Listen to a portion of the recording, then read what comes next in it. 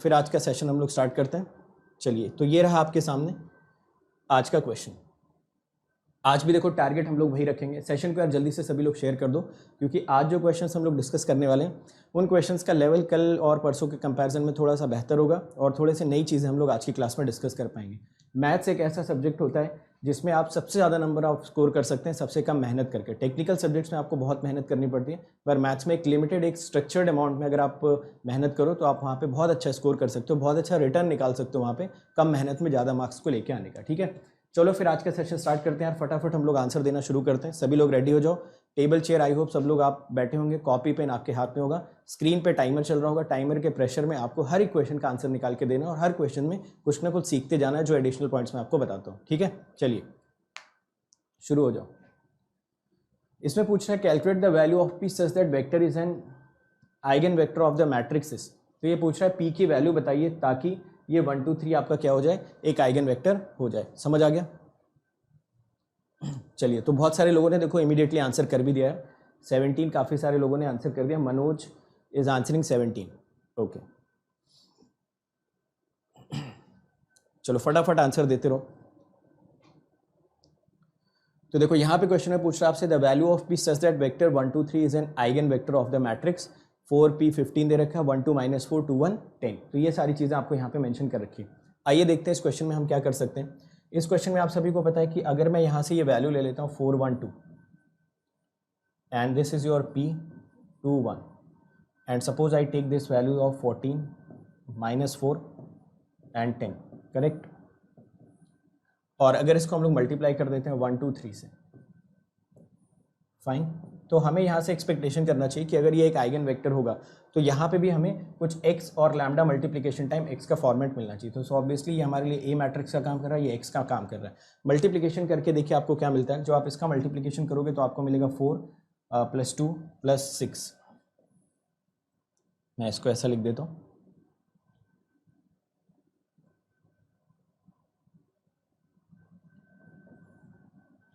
आइए देखते हैं। तो जब आप इसका मल्टीप्लिकेशन करना स्टार्ट करोगे तो देखते हैं यहाँ पे हमको क्या क्या मिलेगा और यहाँ से क्या क्या एक्सपेक्टेशन हम रख सकते हैं। तो सबसे पहले अगर हम लोग इसका मल्टीप्लिकेशन करके देखें तो आपको मिलना चाहिए 4 + 2 + 6। I think this should come out to be 12। पहला जो एक्सप्रेशन आना चाहिए। सेकेंड एक्सप्रेशन आप सभी लोगों को मिलना चाहिए 4 + 3 7 and it should become p + 7, fine. और अगर इसको मल्टीप्लाई करें हम लोग तो हमें मिल जाना चाहिए 14 - 8 which is 6 + 30। So I think this should come out to be 36। तो एक बार ये कैलकुलेशन चेक कर लेना। 14 - 8 विच विल बिकम 6 + 30 36। ठीक है, तो ऐसा कुछ एक्सप्रेशन आप सभी लोगों को यहाँ पे मिल रहा होगा। आप यहाँ पे समझ पा रहे होंगे कि अगर ये जो p यहाँ पे मेंशन कर रखा है this is an eigen vector of this particular matrix, तो आपको यहाँ पे p की ऐसी वैल्यू कैलकुलेट करनी so that this particular expression becomes your eigen vector. ठीक है, चलिए काफ़ी सारे लोगों ने 17 आंसर यहाँ पे बता दिया। तो यहाँ पे मैं आपसे 1 2 पॉइंट्स आपसे पूछना चाहूँगा कि अब मुझे आप बता सकते हैं कि what should be the next step that we should use here, ताकि हमारा डायरेक्ट आंसर यहाँ से कैलकुलेट हो जाए। आपको क्या लगता है कि यहाँ पे आपका कौन सा आंसर ऐसा चूज़ करना चाहिए ताकि हम इस आंसर को डायरेक्टली कैलकुलेट कर पाएँ, या फिर इस पर्टिकुलर क्वेश्चन में जो पी की वैल्यू आपसे पूछी उस पी की वैल्यू कैसे कैलकुलेट की जा सकती है।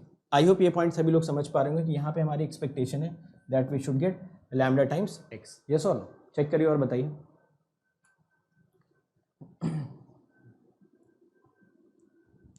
एवरीवन सेशन को यार शेयर भी कर दो, सेशन को सभी लोग शेयर भी कर दो।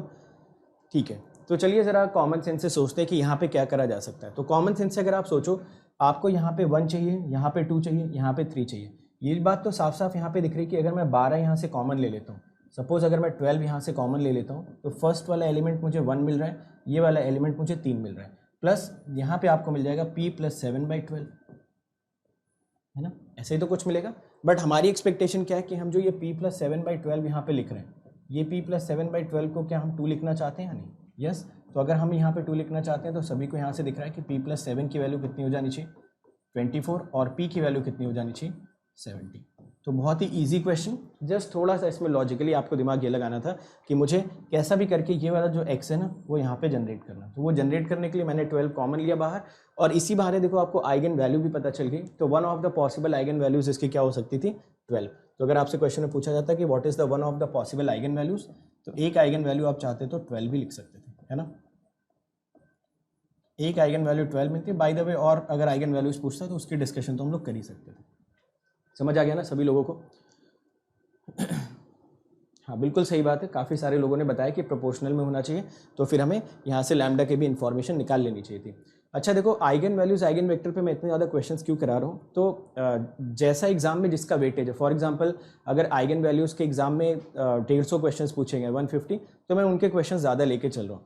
जिस सेगमेंट के क्वेश्चन एग्जाम में कम पूछेगा उनके मैं 1 या 2 ही क्वेश्चंस लेके चल रहा हूँ। जैसा रेशियो मुझे एग्जाम में दिख रहा है उसी के रेशियो में मैं क्वेश्चंस का भी यहाँ पे आपके लिए पूरा का पूरा स्टॉक मैंने बना रखा है, ताकि वो क्वेश्चन जब भी आपको दिखे तो ज़्यादा नंबर ऑफ प्रैक्टिस आपकी उन क्वेश्चंस की होनी चाहिए जिनसे पूछे जाने की पॉसिबिलिटी ज़्यादा होती है। ठीक है, चलिए अगला क्वेश्चन, नेक्स्ट क्वेश्चन। ये क्वेश्चन भी यार सभी लोग ट्राई करिए और आंसर बताइए। How many candidates can join plus courses using one ID? एक ही ज्वाइन कर पाएगा ना यार, ये कैसा क्वेश्चन है? अगर आप कोर्स खरीद रहे हो तो आप ही तो ज्वाइन करोगे या फिर कौन उसको ज्वाइन करेगा? तो एक आईडी से एक लोग ही ज्वाइन कर सकते हैं। ठीक है, और अगर मल्टीपल लोग ज्वाइन करते हैं और बाय द वे अनअकैडमी को पता चलता है तो हो सकता है आपका अकाउंट ब्लॉक हो जाएगा। तो कोशिश आप यही करें कि आप अपने आईडी से एक ही कोर्स खरीदो और खुद एक्सेस करो ना, दूसरों के साथ क्या शेयर करना। चलो क्वेश्चन देखो, इस क्वेश्चन में आपसे पूछ रहा है कि the values of x for which all the eigen values of the matrix given below is real. ठीक है, चलिए देखते हैं इस क्वेश्चन में। किसी भी मैट्रिक्स के सारे आइगन वैल्यूज रियल कब होते हैं? जब when matrix is Hermitian matrix. ठीक है, तो अगर कोई भी मैट्रिक्स हर्मिटियन मैट्रिक्स होती है ना, तो ये एक प्रॉपर्टी होती है आपकी कि उस मैट्रिक्स के सारे जो आइगन वैल्यूज आते हैं वो हमेशा क्या होते हैं? रियल होते हैं। तो हर्मिटियन मैट्रिक्स की डेफिनेशन क्या होती है? A is equal to A transjugate. Transjugate का मतलब ट्रांसपोज लेने के बाद आप क्या कर दीजिए? कॉन्जुगेट। ठीक है, तो ये ए मैट्रिक्स है, इसके ट्रांसपोज का अगर मैं कॉन्जुगेट यहाँ पे लिखूँ, इसके ट्रांसपोज का सपोज मैं कॉन्जुगेट यहाँ पे लिखता हूँ, तो ये मुझे मिल जाएगा 10x4, ये मिल जाएगा 5 - j 22, यहाँ से मिल जाएगा 4 2 - 10। तो यहाँ से चेक करो x की वैल्यू आपको कितनी दिख रही? 5 - j। क्वेश्चन में x ही पूछा है या कुछ और पूछा है? x पूछा है, what is the value of x, तो आंसर में आपको क्या मिल जाएगा? 5 - j। समझ आया ना सभी को?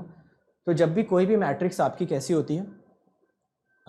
Hermitian matrix. हर्मिटियन मतलब A is equal to A transjugate, मतलब बेसिकली आप ऐसा बोल सकते हो कि सिमेट्रिकल मैट्रिक्स का ही कॉन्जुगेट वर्जन।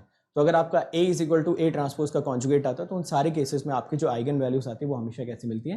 रियल मिलती है। तो सभी लोग चेक कर लीजिए आंसर, ये आंसर भी मिलेगा। तो ये देखो सारी प्रॉपर्टीज ना 1 बाय 1 आपके सारे कॉन्सेप्ट को भी रिवाइज करते हुए जा रहे हैं। तो जितनी प्रॉपर्टीज मैं बता रहा हूँ उससे आपके सारे कॉन्सेप्ट भी रिवाइज हो जाएंगे। ठीक है, तो देखो इसीलिए ज़्यादा क्वेश्चंस करवाने के लिए ही कल का मैंने सेशन भी आपके लिए 1 घंटे ज़्यादा एक्सटेंड करवा लिया, ताकि कल आप ज़्यादा नंबर ऑफ क्वेश्चन प्रैक्टिस कर पाओ। वैसे तो मैं आज ही कोशिश करूंगा कि लिमिट, कंटिन्यूटी और डिफरेंशियबिलिटी के क्वेश्चन स्टार्ट हो जाएं, बट अगर बाय द वे आज नहीं हो पाते तो कल तो हम लोगों ने इसीलिए 9:30 से स्टार्ट कर लिया कि कल अगर करना भी होगा तो एक स्ट्रेच में पूरा का पूरा कैलकुलस हम लोग कल फिनिश कर लेंगे। ठीक है, तो एक स्ट्रेच में ज़्यादा नंबर ऑफ क्वेश्चन हो जाते हैं, बीच में थोड़ा सा ब्रेक होता है तो नंबर ऑफ क्वेश्चन ऑब्वियसली थोड़े से रिड्यूस होते हैं।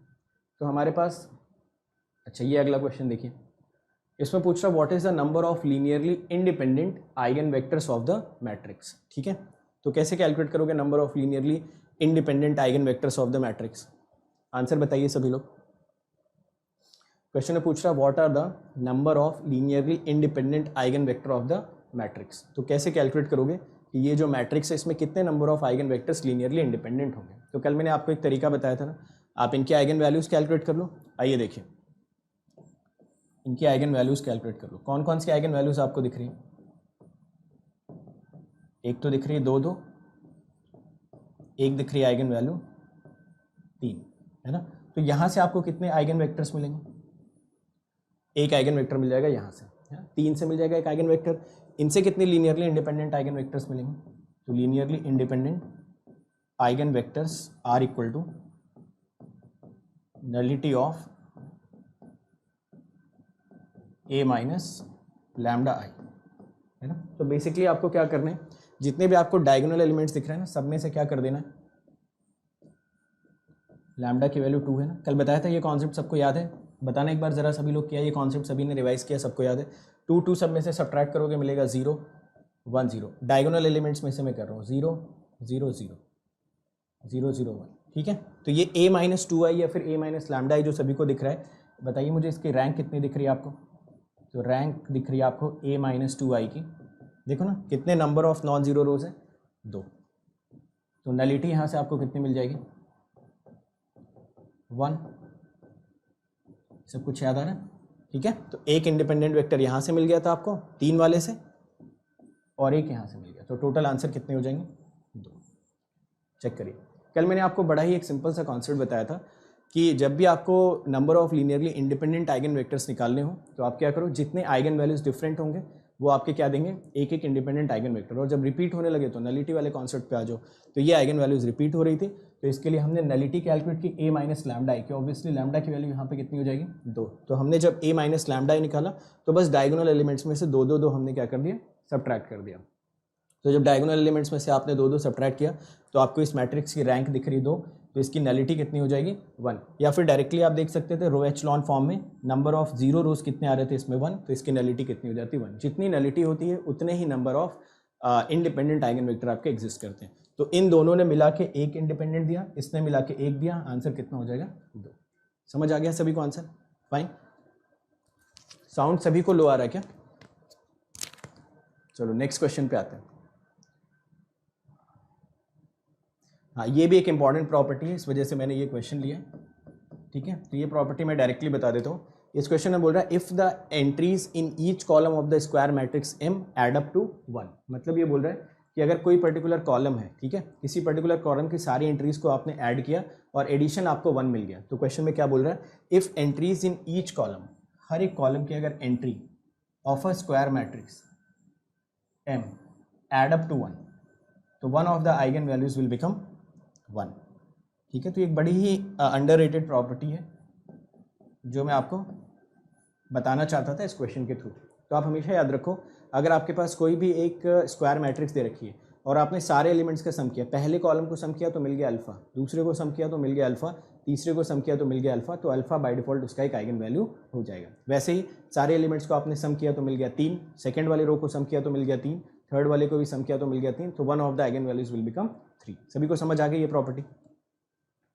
चेक कर लीजिए। तो ये भी एक काफ़ी इंपॉर्टेंट प्रॉपर्टी होती है जिसको आप चाहो तो रिकॉल कर सकते हो, ठीक है। तो इसको याद रखना, ये प्रॉपर्टी काफ़ी इंपॉर्टेंट, बहुत सारे क्वेश्चन में डायरेक्ट आप आंसर बता सकते हो। चलो, तो ये थे हमारे कुछ क्वेश्चंस जो हम लोगों ने आइगन वैल्यूज और आइगन वेक्टर के बेसिस पे किए। अब आइए करते हैं क्वेश्चंस लीनियर इक्वेशंस पे बेस्ड। अच्छा, एक क्वेश्चन ये रह गया है, आई थिंक इसके बाद लीनियर, चलो ये क्वेश्चन भी कर लेते हैं, फिर उसके बाद हम लोग लीनियर इक्वेशन पे आते हैं, ठीक है। फाइन। आइडेंटिटी मैट्रिक्स आप ले सकते हो, कोई सा भी मैट्रिक्स ले लो, है ना, कोई सा भी मैट्रिक्स ले लो जिसमें अगर सारे के सारे कॉलम्स, आइडेंटिटी मैट्रिक्स एक एग्जांपल या कोई स्केलर मैट्रिक्स लेके आप इस चीज़ को प्रूव भी कर सकते हो। बट अगेन, अगर स्केलर मैट्रिक्स या आइडेंटिटी मैट्रिक्स के अलावा भी कोई जनरल मैट्रिक्स आती है तो भी आपका आंसर सेम ही रहता है, करेक्ट। चलिए ये क्वेश्चन देखिए। इस क्वेश्चन का आंसर निकालने से ज़्यादा इंपॉर्टेंट चीज़ है, मैं आपसे एक स्टेटमेंट पूछना चाहता हूँ, ठीक है। मैं एक स्टेटमेंट सभी को बोलूँगा, सभी लोग मुझे बताएंगे वो स्टेटमेंट सही है या नहीं सही है। सबसे पहला स्टेटमेंट मैं बोलता हूँ, सबसे पहला स्टेटमेंट बहुत ध्यान से सुनिए कि अगर आपके पास एक कोई मैट्रिक्स दे रखी है, ठीक है, और मैं उसमें डिटर्मिनेंट रिलेटेड ऑपरेशंस लगाता हूँ। डिटर्मिनेंट रिलेटेड ऑपरेशंस का मतलब वो ऑपरेशन जिनसे डिटर्मिनेंट चेंज नहीं होता है।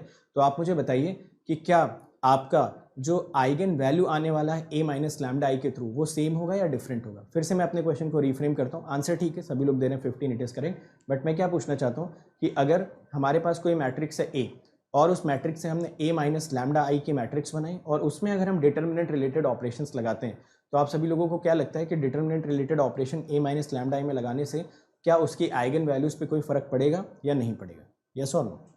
तो उसकी आइगन वैल्यूज़ पे कोई फ़र्क नहीं पड़ेगा। तो ये बड़ा ही एक इंपॉर्टेंट कॉन्सेप्ट, सेम कॉन्सेप्ट आप यहाँ पे लगाएंगे। तो जब आप a माइनस लैम्डा आई यहाँ से जनरेट करोगे तो देखो जितने भी डायगोनल एलिमेंट्स हैं सब में से क्या क्या कर लेंगे, लैम्डा आपका सब्ट्रैक्ट हो जाएगा। तो जब डायगोनल एलिमेंट्स में से लैम्डा आपका सब्ट्रैक्ट होगा, a माइनस लैम्डा आई जब आप लिखेंगे यहाँ से, ठीक है, तो ये मैट्रिक्स आ गई a minus lambda I.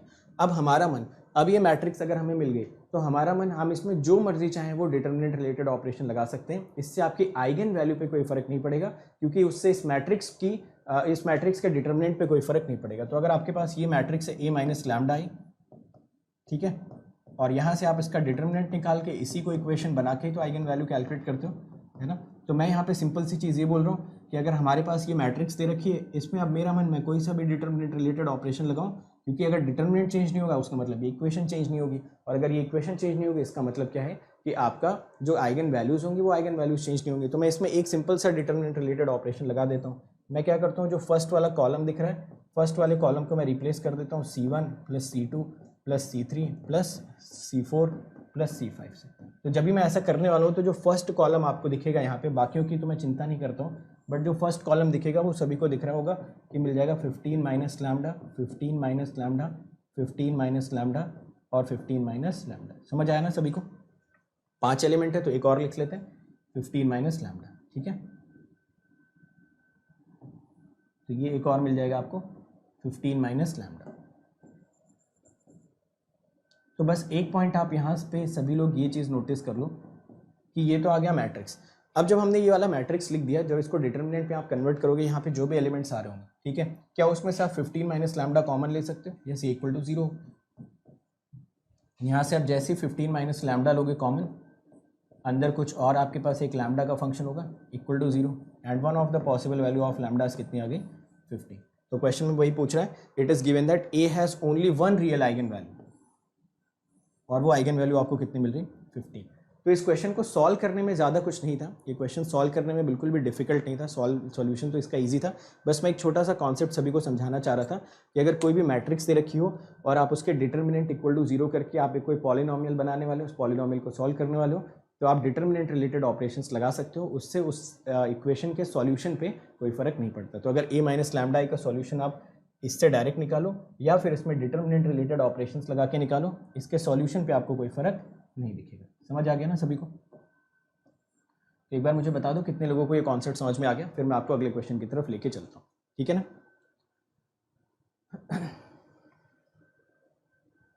Everyone is understanding this point, ठीक है।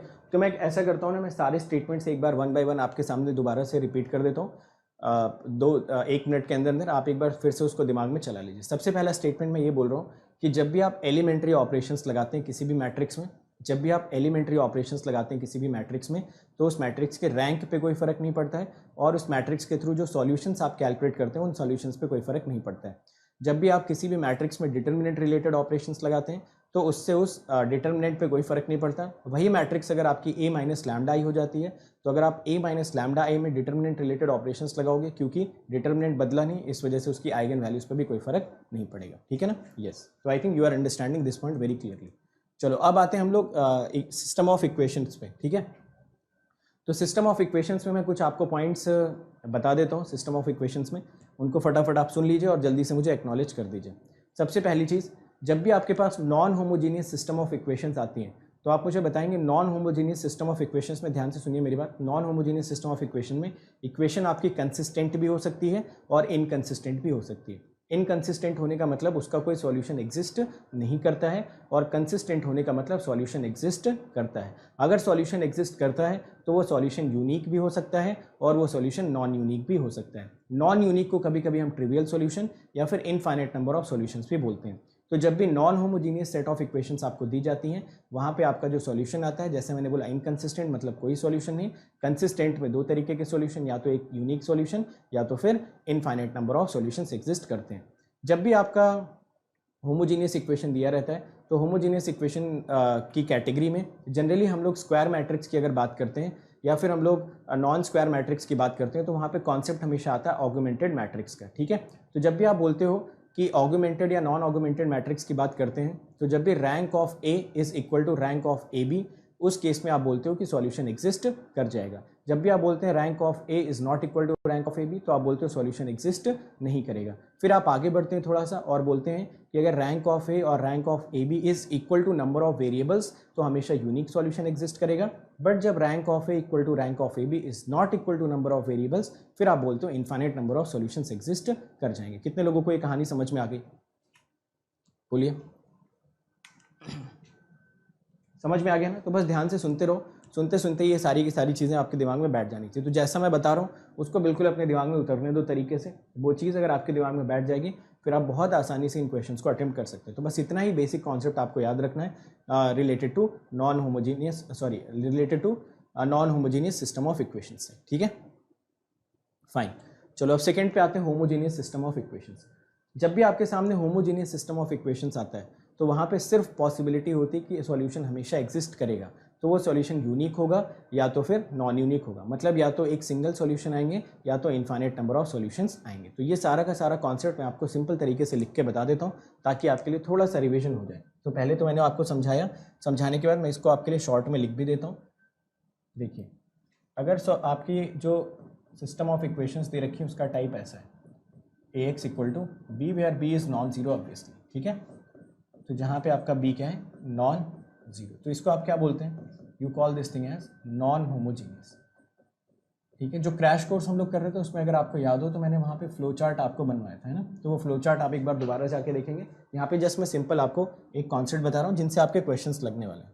तो यहाँ पे ये बोल रहे हैं या तो इसका सॉल्यूशन एग्जिस्ट करेगा या तो नहीं करेगा। अगर सॉल्यूशन एग्जिस्ट नहीं करता है तो आप उसको बोल देते हो इनकंसिस्टेंट, ठीक है। और सॉल्यूशन अगर एग्जिस्ट करता है तो आप बोल देते हैं कंसिस्टेंट। तो अगर सॉल्यूशन एग्जिस्ट कर रहा है तो दो तरीके से एग्जिस्ट कर सकते हैं, या तो सॉल्यूशन क्या आएंगे, यूनिक, मतलब एक सिंगल सॉल्यूशन, या तो सॉल्यूशन क्या आएगा, नॉन यूनिक। नॉन यूनिक को जनरली क्या बोल देते हैं, ट्रिवियल, या फिर इनफाइनाइट नंबर ऑफ सॉल्यूशंस, ठीक है। तो इन्हीं को आप क्या बोल देते हैं, सॉरी इसको नॉन ट्रिवियल बोलते हैं, it is not trivial, actually it is non trivial. Trivial का तो मतलब यूनिक हो गया ना, ट्रिवियल का मतलब किसी चीज़ से रिलेटेड कोई यूनिक क्वांटिटी, फाइन। तो ये मिल गया। अब इसके लिए कंडीशंस चेक कर लेते हैं, कंडीशंस चेक कर लेते हैं। तो इनकंसिस्टेंट में ये बोल रहे हैं कि rank of A B is not equal to rank of ए।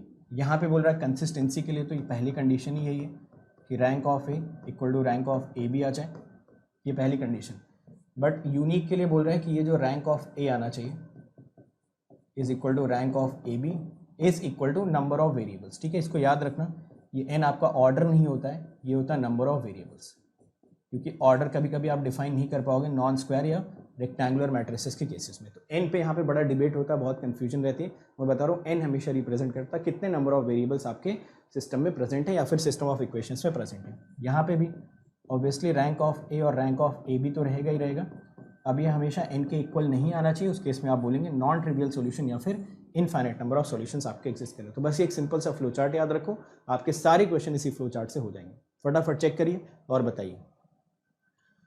देखो, रही बात इंडिपेंडेंट वेक्टर्स की, इंडिपेंडेंट सॉल्यूशंस की, तो वो कल मैंने आपको बता दिया था कि जब भी आपके पास ax इक्वल टू बी की कोई इक्वेशंस होती हैं तो आप जो ए मैट्रिक्स होती है बस उसकी आप क्या कैलकुलेट कर लो, नलिटी। तो जब ए मैट्रिक्स की आप नलिटी कैलकुलेट कर लेते हो आपको वहीं से पता चल जाता है कि कितने number of independent solutions exist कर रहे हैं। तो आई थिंक ये वाली डिबेट जो थी वो कल ही हम खत्म कर चुके हैं। इसके अराउंड मैंने आपको एक सिंपल सा कॉन्सेप्ट कल बता दिया था। तो होपफुली इंडिपेंडेंट नॉन इंडिपेंडेंट वाले कॉन्सेप्ट में अभी आपको प्रॉब्लम नहीं होनी चाहिए। कोई भी इक्वेशन लिखी हो ax इक्वल टू बी, वहाँ पे सिर्फ आप ए की क्या निकालिए, रैंक, वहीं से आपको पता चल जाएगा कि कितने नंबर ऑफ सॉल्यूशंस आपके लीनियरली डिपेंडेंट होंगे और कितने नंबर ऑफ सॉल्यूशंस आपके लीनियरली इंडिपेंडेंट होंगे, ठीक है। समझ आ गया सभी को? I think it is very clear और सभी को समझ में आया यहाँ पे। चलो वैसे ही सेकंड हम लोग देखते हैं। सेकंड में कभी कभी आपको क्या देता है, ax इक्वल टू 0, ठीक है। इसको आप क्या बोलते हैं, होमोजीनियस इक्वेशन। तो इसको हम लोग बोल देते हैं होमोजीनियस इक्वेशन। अब अच्छी बात होमोजीनियस में ये हो जाती है कि सॉल्यूशन हमेशा एग्जिस्ट करता है होमोजीनियस के केस में, फाइन। जब भी होमोजीनियस सिस्टम ऑफ इक्वेशंस होती है तो सॉल्यूशन हमेशा एग्जिस्ट करता है, या तो यूनिक सॉल्यूशन एग्जिस्ट करेगा या तो नॉन ट्रिवियल करेगा, ठीक है। तो नॉन ट्रिवियल को कभी कभी हम लोग इनफाइनाइट नंबर ऑफ सॉल्यूशंस भी बोल देते हैं, इनफाइनाइट नंबर ऑफ सॉल्यूशंस। तो इसके लिए सिंपल सा तरीका होता है, यहाँ पे दोनों ही केसेस में आपका वही चीज़, rank of A equal to rank of A B, क्योंकि देखो बी की वैल्यू तो 0 ही है तो यहाँ पे तो कोई प्रॉब्लम ही नहीं आएगी। तो यहाँ पे सीधे रैंक ऑफ ए से डिसीजन हो जाता है, समझ रहे हो ना, कि रैंक ऑफ ए बी का कोई मतलब ही नहीं, क्योंकि बी तो 0 ही है ना। तो सिंपली यहाँ पे आप चेक कर लेते हो कि रैंक ऑफ ए अगर एन आता है या फिर रैंक ऑफ ए कैसा हो जाता है, लेस देन एन, ठीक है। तो उसी का जस्ट एक एक्सटेंशन है, आप बोल सकते हो दैट्स इट, क्योंकि यहाँ पे ए बी वाला कोई फंडा ही नहीं है।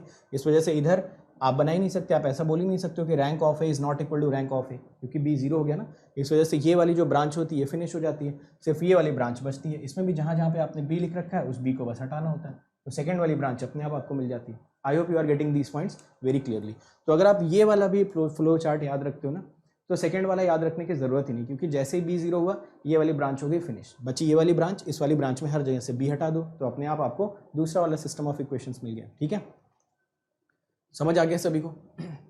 अब ये बात आपको ध्यान रखना है कि ये दोनों जो फ्लो चार्ट्स मैंने लिखे हुए हैं है ना, इसमें ए का ऑर्डर कुछ डिफाइन नहीं है, मतलब ए आपका स्क्वायर मैट्रिक्स भी हो सकता है, ए आपका रेक्टेंगुलर मैट्रिक्स भी हो सकता है। तो दोनों आपके एक बहुत ही जेनेरिक फ्लो चार्ट्स बने हुए हैं जिनसे आप किसी भी तरीके के सिस्टम ऑफ इक्वेशंस का बता सकते हैं कि सॉल्यूशन उसका एग्जिस्ट करेगा या नहीं करेगा, और अगर करेगा तो किस फॉर्मेट में करेगा।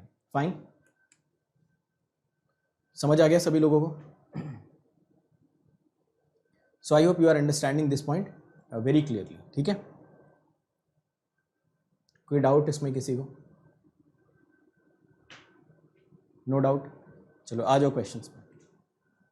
तो आइए क्वेश्चंस को देखते हैं और क्वेश्चंस को सॉल्व करते हैं।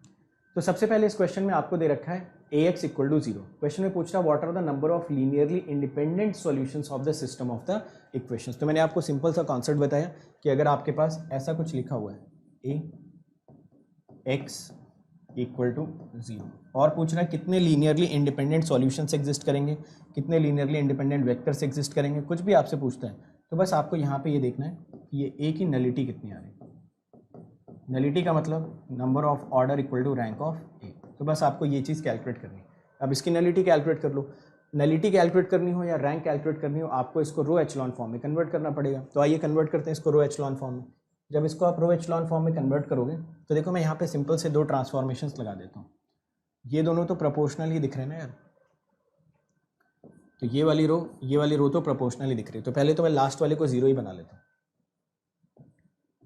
1 0 2 1 -1 0। इसमें मैं 2 से मल्टीप्लाई करके इसमें से सब्ट्रैक्ट कर दूंगा तो ये हो जाएंगे 0 0 0। ठीक है, अभी भी रो एचलॉन फॉर्म में कन्वर्ट नहीं हुआ है क्योंकि इसके नीचे का जस्ट जो एलिमेंट है वो हमें क्या चाहिए 0। तो मैं फिर से कोई ट्रांसफॉर्मेशन लगा देता हूँ। Let me replace R2 with R2 minus R1। तो R2 को अगर आप R2 माइनस R1 से रिप्लेस कर देते हैं यहाँ पे तो आपको मिल जाएगा 1 0 2। इसमें से इसको सब्ट्रैक्ट करो 0 -1 -2 0 0 0। रो एचलॉन फॉर्म में कन्वर्ट हो गया। अभी देखो यहाँ पे जो आपके ये सारी की सारी आपके इक्विवेलेंट मैट्रिसेस हैं। सपोज ये मैट्रिक्स ए है तो हम लोग इसको जनरली ऐसे रिप्रेजेंट कर देते हैं, ये ए का इक्विवेलेंट है और ये भी आपका ए का कुछ इक्विवेलेंट है। ठीक है, तो ये इक्विवेलेंट मैट्रिसेस कन्वर्ट होती जा रही है। तो ज़रा आप चेक करके बताएंगे यहाँ पे आपको ए की रैंक कितनी दिख रही है।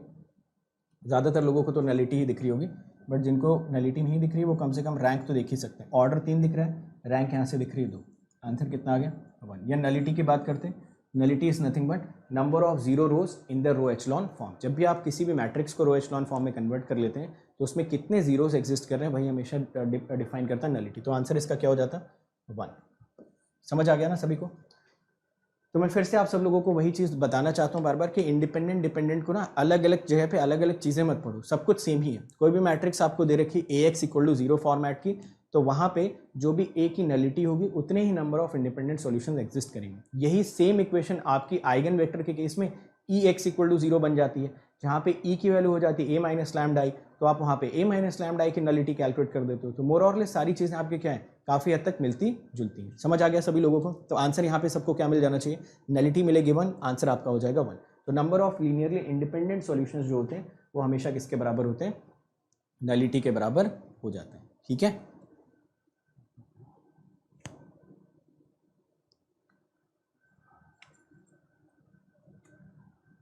so I hope you are understanding these questions.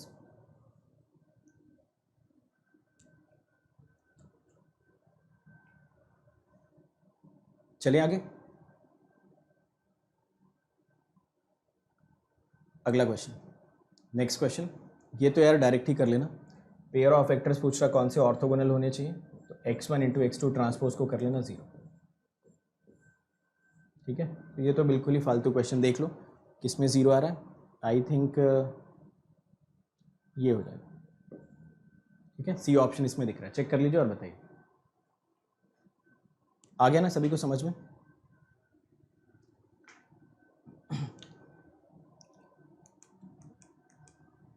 यहाँ तो समझ में आ गया ना सबको ये क्वेश्चन, इसका आंसर कैसे निकला। तो नलिटी कैलकुलेट करोगे तो number of linearly independent solutions आपको मिल जाएंगे।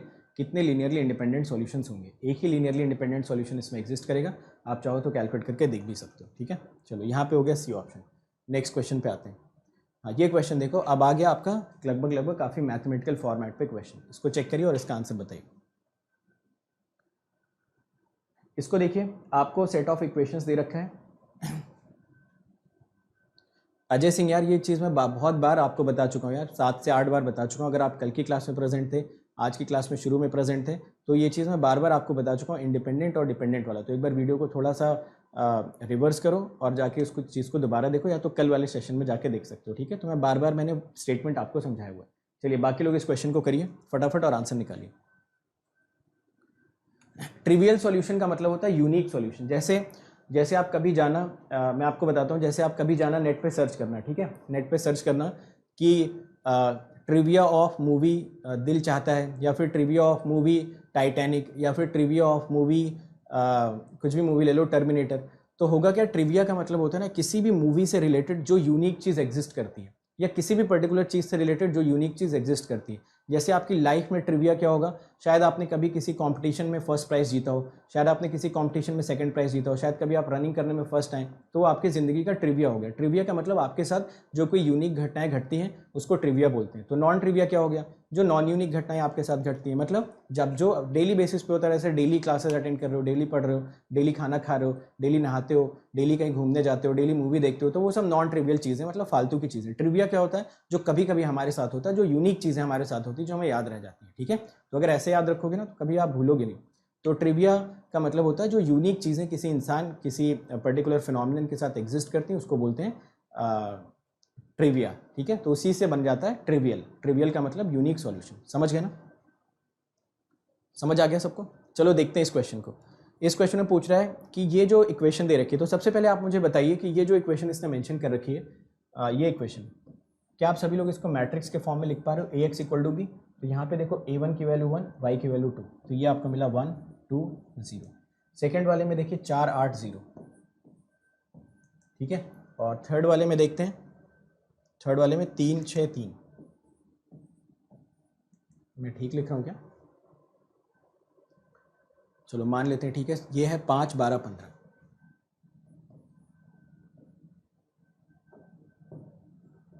ये है आपका x y z है, y z। Trivia non trivia तो समझ में आ गया ना सबको। 5 10 50।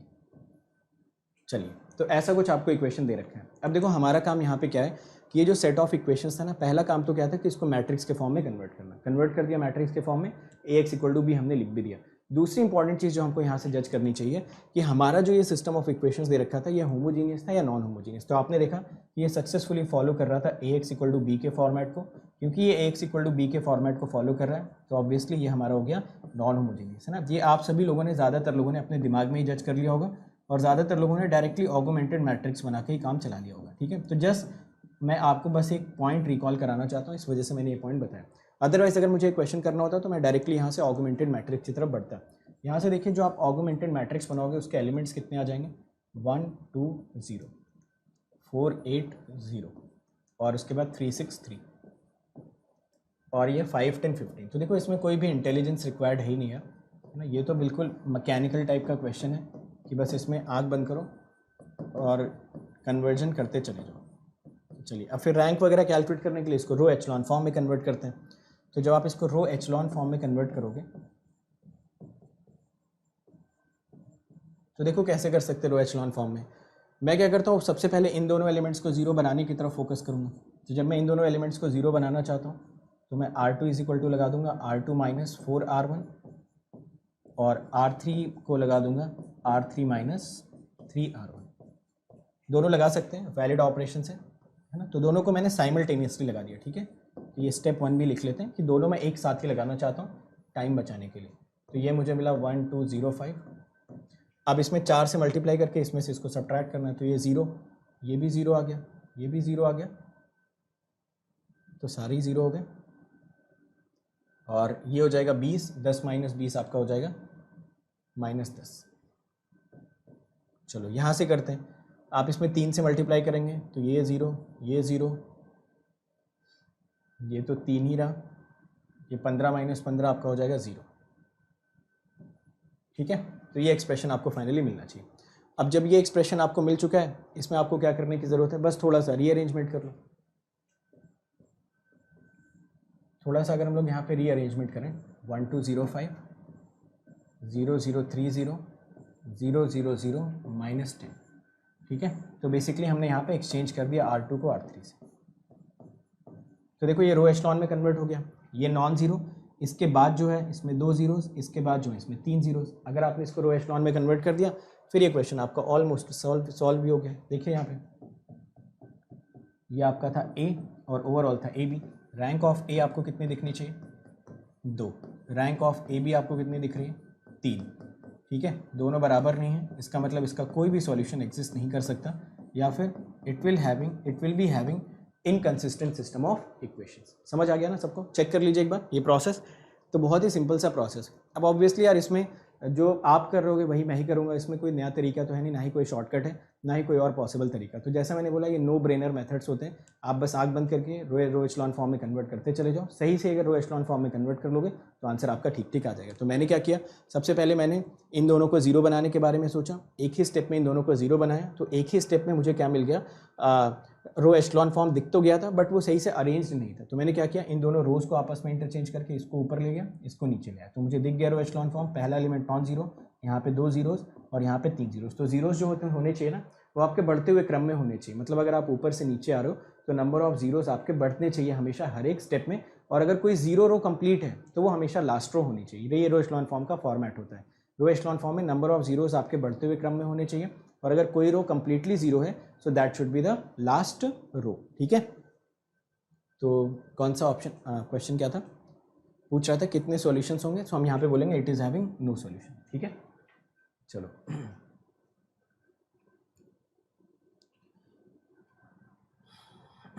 यार लीनियरली डिपेंडेंट इंडिपेंडेंट पे इतना ज़्यादा डिबेट क्यों है, मैं दोबारा आपको बता दूँ, इतनी बार तो बता चुका हूँ यार। हर बार आके पूछते रहोगे तो हर बार बताना पॉसिबल नहीं ना, 50 बार वैसे ही बता चुका हूँ। चलो ये क्वेश्चन देखो, next question within 1 minute ये सॉल्व हो जाना चाहिए।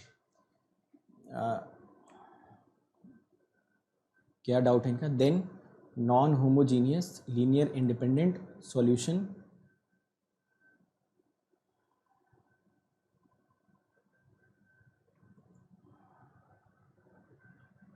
Linearly independent solution, linearly independent rows and columns अलग अलग। हाँ यार वो अलग अलग होते हैं, ठीक है, वो अलग अलग कॉन्सेप्ट होते हैं, तो दोनों को आपस में मिक्स मत करो। सॉल्यूशन का मतलब एक्स वाई जेड की वैल्यू। असल में जो आपकी रैंक होती है ना, मैं जो पूछ रहा है मैं बता देता हूँ कौन पूछ रहा है, आदर्श पूछ रहा है। आदर्श दोनों अलग अलग चीज़ें होती है यार। जब आप क्रैश कोर्स में जाओगे ना तो मैंने बहुत क्लियरली वहाँ पे आपको समझा रखा था। तब तक बाकी लोग इस क्वेश्चन को सॉल्व करेंगे। 1 मिनट का टाइम और ले लो, मैं एक बार सारी चीज़ें दोबारा गो थ्रू कर लेता हूँ, आप 1 बाय 1 सारी चीज़ें सुन लो। सबसे पहली चीज़ मैं ये बोल रहा हूँ कि जब भी आपको लीनियरली इंडिपेंडेंट आइगन वेक्टर्स निकालो, सुन लो आखिरी बार बता रहा हूँ, जिसको भी सुनना है ध्यानपूर्वक सुनिए। जब भी आपको लीनियरली इंडिपेंडेंट आइगन वेक्टर्स निकालने हो तो आप सबसे पहले आइगन वैल्यूज़ निकालिए। अगर आइगन वैल्यूज़ डिस्टिंक्ट हैं तो हर एक आइगन वैल्यू एक एक इंडिपेंडेंट आइगन वेक्टर दे देगा। अगर आइगन वैल्यूज़ आपकी रिपीट हो रही हैं तो आप a माइनस लैम्डा आई की नलिटी कैलकुलेट करेंगे। जो a माइनस लैम्डा आई की नलिटी होगी वही आपको हमेशा क्या निकाल के देगी, वो आपको निकाल के देगी कि कितने number of independent eigen vectors exist कर रहे हैं। ये पहला पार्ट, इसको दिमाग में बिठा लिया। सेकेंड पार्ट हमारे ax इक्वल टू 0 वाली इक्वेशंस पे।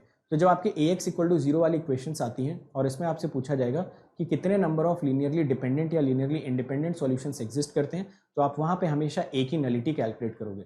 आप अगर वहाँ पे a की नलिटी कैलकुलेट कर पाते हो तो वो बता देगा कि ax इक्वल टू 0 वाली सिस्टम ऑफ इक्वेशंस के कितने number of linearly independent solutions exist करेंगे, या कितने number of linearly independent X Y Z की वैल्यूज एग्जिस्ट करेगी। यहाँ तक बात सभी को क्लियर होनी चाहिए।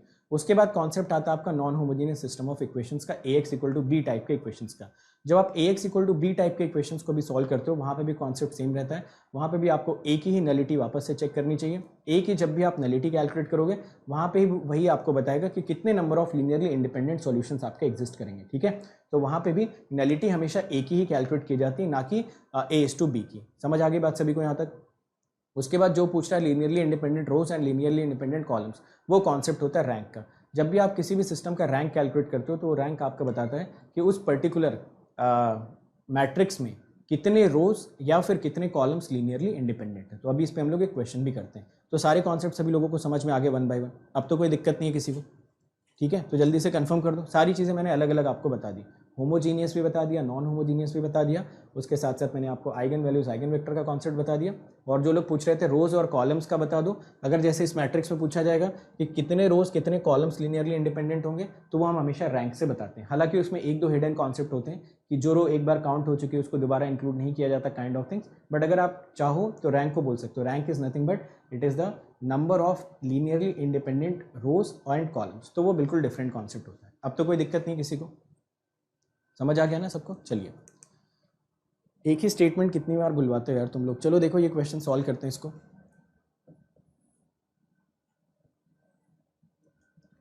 तो ये आपको मिल जाएगा 1 2 1 6 2 1 2 6 1 1 1 5, ठीक है।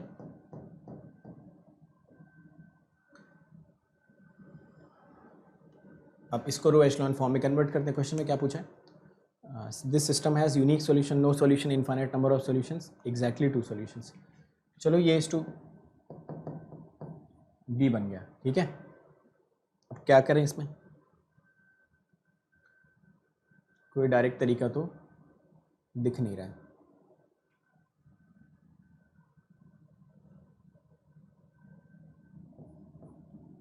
करना ही पड़ेगा, कर देते हैं। R2 is replaced by R2 minus 2R1, और साथ में मैंने लगा दिया R3 is replaced by R3 minus R1, ठीक है। तो इन दोनों को मैंने साथ में लगा दिया। चलो देखो, ये हो गया 1 2 1 6, इसमें 2 से मल्टीप्लाई करके सब्ट्रैक्ट करना है, 0 माइनस 3 0 माइनस 6, ठीक है। और ये 0 माइनस 1 0 माइनस 1, ऐसा कुछ रिलेशन हमको मिल रहा है यहाँ पे। एक बार चेक कर लीजिए, और इसके बाद हम लोग क्वेश्चन में मैंने डेटा तो ठीक लिखा है ना, 1 2 1 6 2 1 2 6 and 1 1 1 5, I think data is correct. तो मैंने क्या किया, इसमें 2 से मल्टीप्लाई करके इसमें से इसको सब्ट्रैक्ट कर दिया, तो आपको दिख रहा होगा कि यहाँ पे तो 0 मिल जाएगा, यहाँ पे 2 से मल्टीप्लाई किया तो 1 माइनस 4 माइनस 3 हो जाएगा, ये 2 माइनस 2 तो 0 हो जाएगा, 6 में से 12 सब्ट्रैक्ट करोगे माइनस 6 मिल जाएगा। वैसे ही यहाँ से यहाँ जब सब्ट्रैक्शन करोगे तो 0 आपको मिल जाएगा, माइनस 1 मिल जाएगा, 0 मिल जाएगा, 5 में से 6 जाएगा, माइनस 1 आपको मिल जाएगा। तो ज़रा आप चेक करिए कि आपको यहाँ पे रो एचलॉन फॉर्म मिल चुका है, चेक करके बताइए, ठीक है। क्या R1 प्लस R2 यहाँ पे, ठीक है। चलो जो करना था वो कर लिया हम लोगों ने।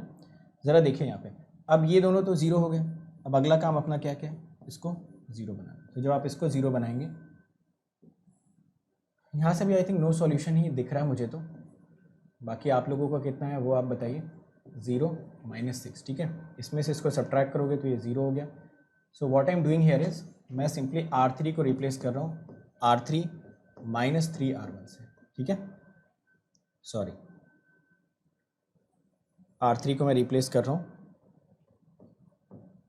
R3 माइनस R2 बाई 3 से, ठीक है। तो इसको 3 से डिवाइड करके मैं सब्ट्रैक्ट कर रहा हूँ, तो ये तो 0 हो गया, ये तो खैर 0 ही रह जाएगा। इसको 3 से डिवाइड करोगे माइनस 2 में से माइनस 1 को सब्ट्रैक्ट करोगे तो ये 1 मिल जाएगा, शायद ऐसा कुछ मिलना चाहिए।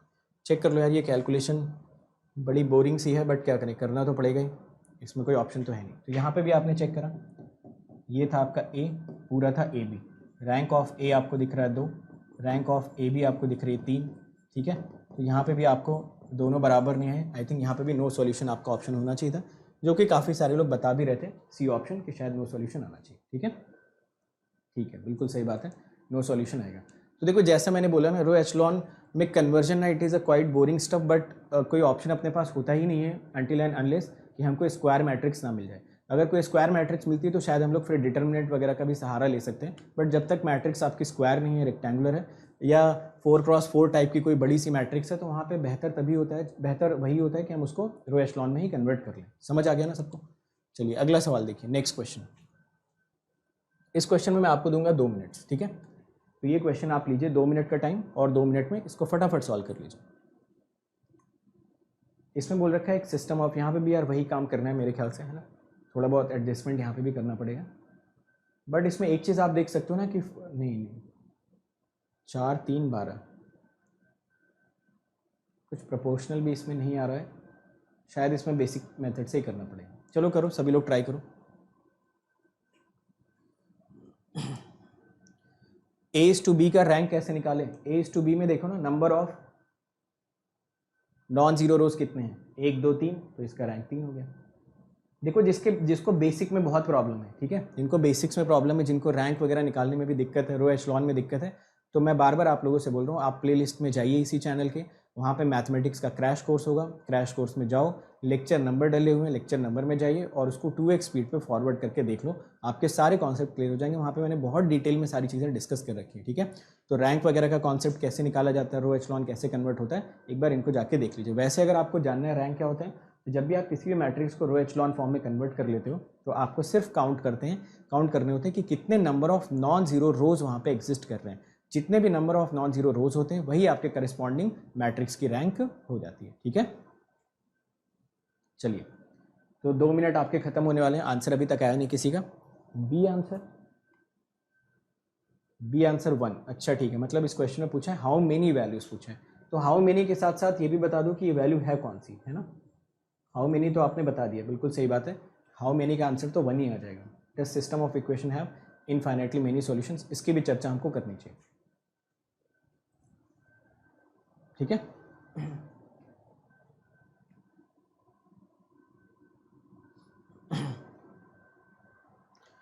डिटर्मिनेंट की वैल्यू से भी कर सकते हो अगर आपका मैट्रिक्स कैसा हो, स्क्वायर मैट्रिक्स हो। कोई कमेंट सेक्शन में बोल रहा है सो जाओ सर, नींद आ रही है, सुबह पढ़ेंगे।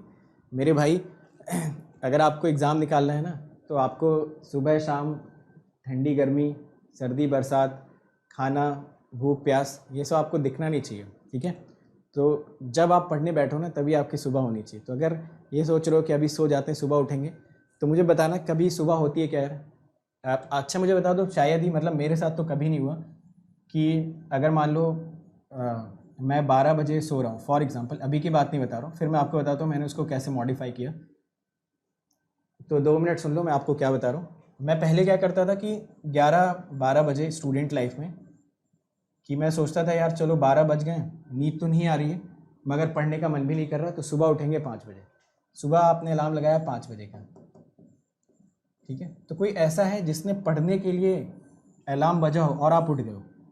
मतलब आपका एग्ज़ाम है तो बात अलग है, आपको किसी से मिलने जाना है तो बात अलग है। आपको अगर सुबह क्रिकेट खेलना है, सुबह क्रिकेट खेलना है, आप रात में 2 बजे सो और आप 4 बजे उठ जाओगे, ये मेरी गारंटी बिना अलार्म के, कि अगर आपको 4 बजे क्रिकेट खेलने जाना है, या जिसका भी कोई फेवरेट स्पोर्ट है, कोई फुटबॉल खेलने जाएगा, तो आप 5 बजे खुद ब खुद उठ जाओगे, चाहे आप कितने भी थके हो रात में, क्योंकि आपको खेलने जाना है। बट मेरे ख्याल से दुनिया में शायद ही ऐसे बहुत कम लोग होंगे जो पढ़ने के लिए अलार्म बजा हो और उठ गए हो। आप उठोगे वही 12 बजे ही, 12 घंटे की पूरी नींद करके आराम से, तसल्ली से, फुर्सत से, थोड़ा सा गिल्ट लेके उठोगे, यार उठ जाना चाहिए था, 6 घंटे वेस्ट कर दिए।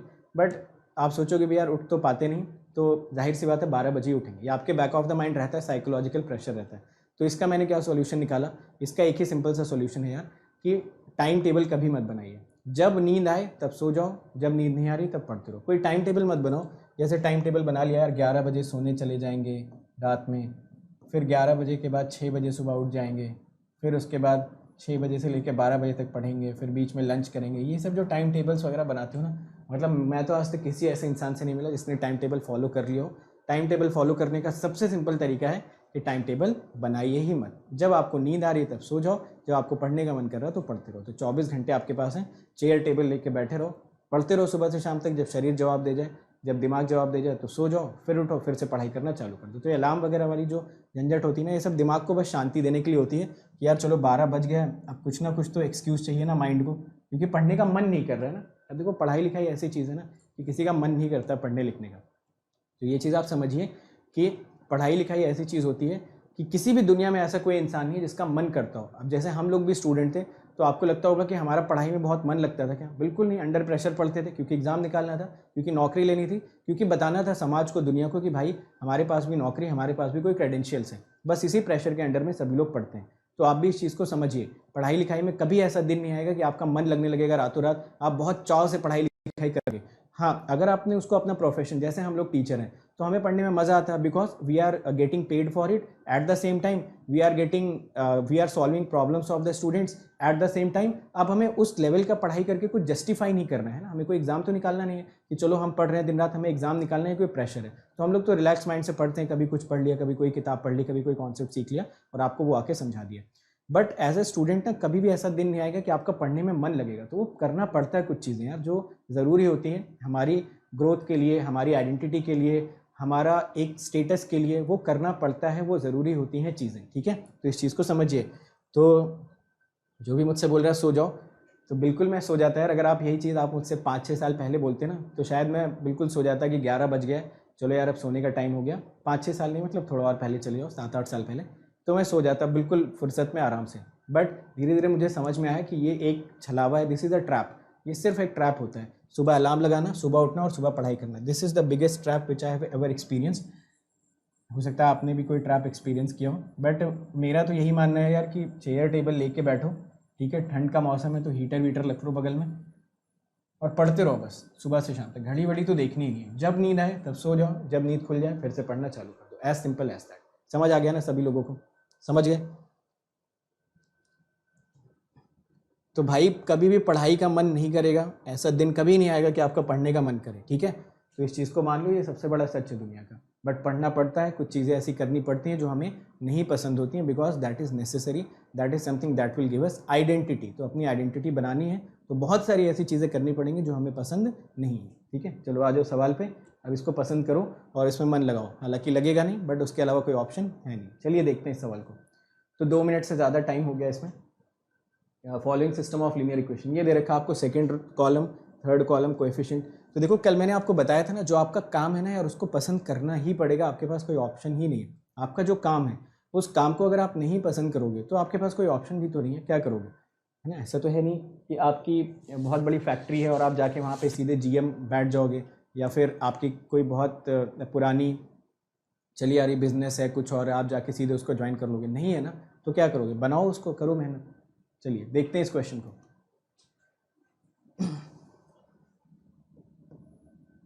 तो अदनान मेरे भाई, बिल्कुल मैं वो करता जो तुम बोल रहे हो, बट अभी मैं थोड़ा सा ज़्यादा मैच्योर हो गया हूँ और थोड़ा सा मैंने ज़्यादा सीख लिया है। तो वही चीज़ मैं आपको भी सजेस्ट करूँगा कि आप ऐसा मत करें, सुबह उठने वाले ट्रैप में मत फंसिए।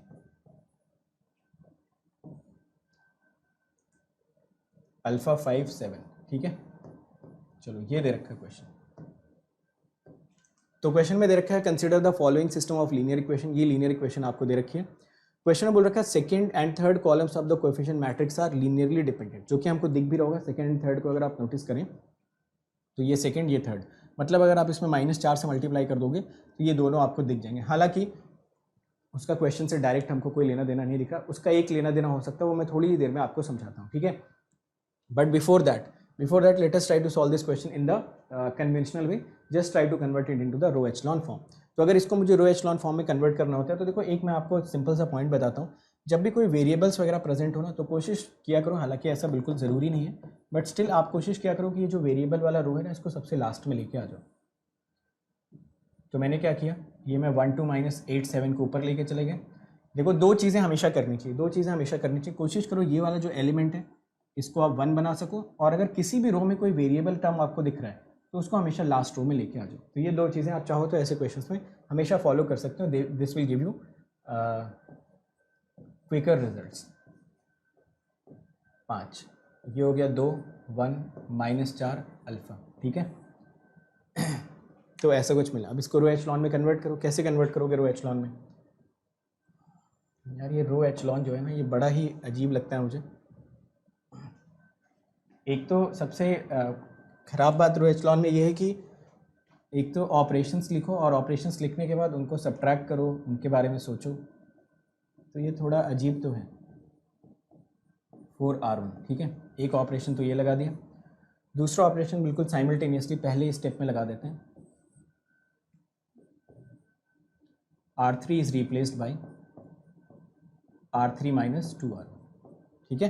तो यहाँ पे R3 is replaced by R3 - 2R1 करो और इन दोनों को 0 0 बना लो। मेरे ख्याल से थर्ड स्टेप तक आंसर आ जाना चाहिए जैसा मुझे दिख रहा है।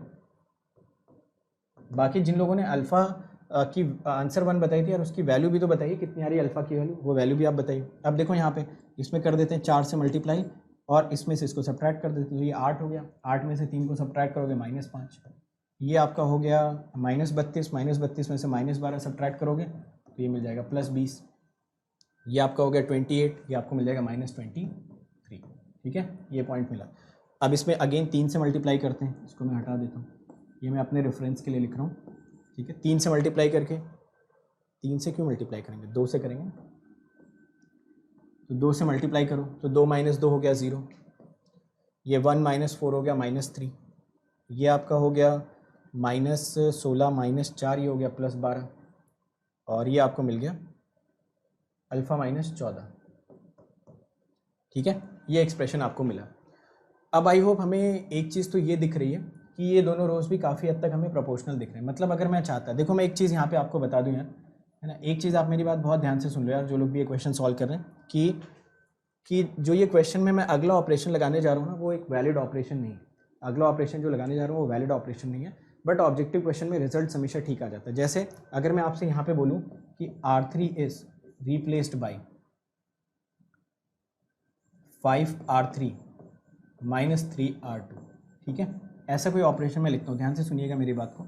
अगर आप ऐसा कोई ऑपरेशन लगाते हो, समझ आया, R3 is replaced by 5R3 -3R2, अगर ऐसा कोई ऑपरेशन आप लगाते हो तो वो ऑपरेशन इनवैलिड ऑपरेशन कहलाता है। अगर आपको लगाना भी है तो इसको 2 अलग अलग स्टेप्स में लगाइए। मतलब पहले इस -5 को क्या करो, 5 से डिवाइड करके 1 बनाओ और उसके बाद अगले स्टेप में ये ऑपरेशन लगाओ। बट ऑब्जेक्टिव क्वेश्चंस में अगर आप ऐसा ऑपरेशन लगा भी देते हो तो आंसर कभी भी आपको गलत नहीं मिलेगा, आंसर हमेशा ठीक मिलेगा। ठीक है, चलिए निकालते हैं अगला ऑपरेशन।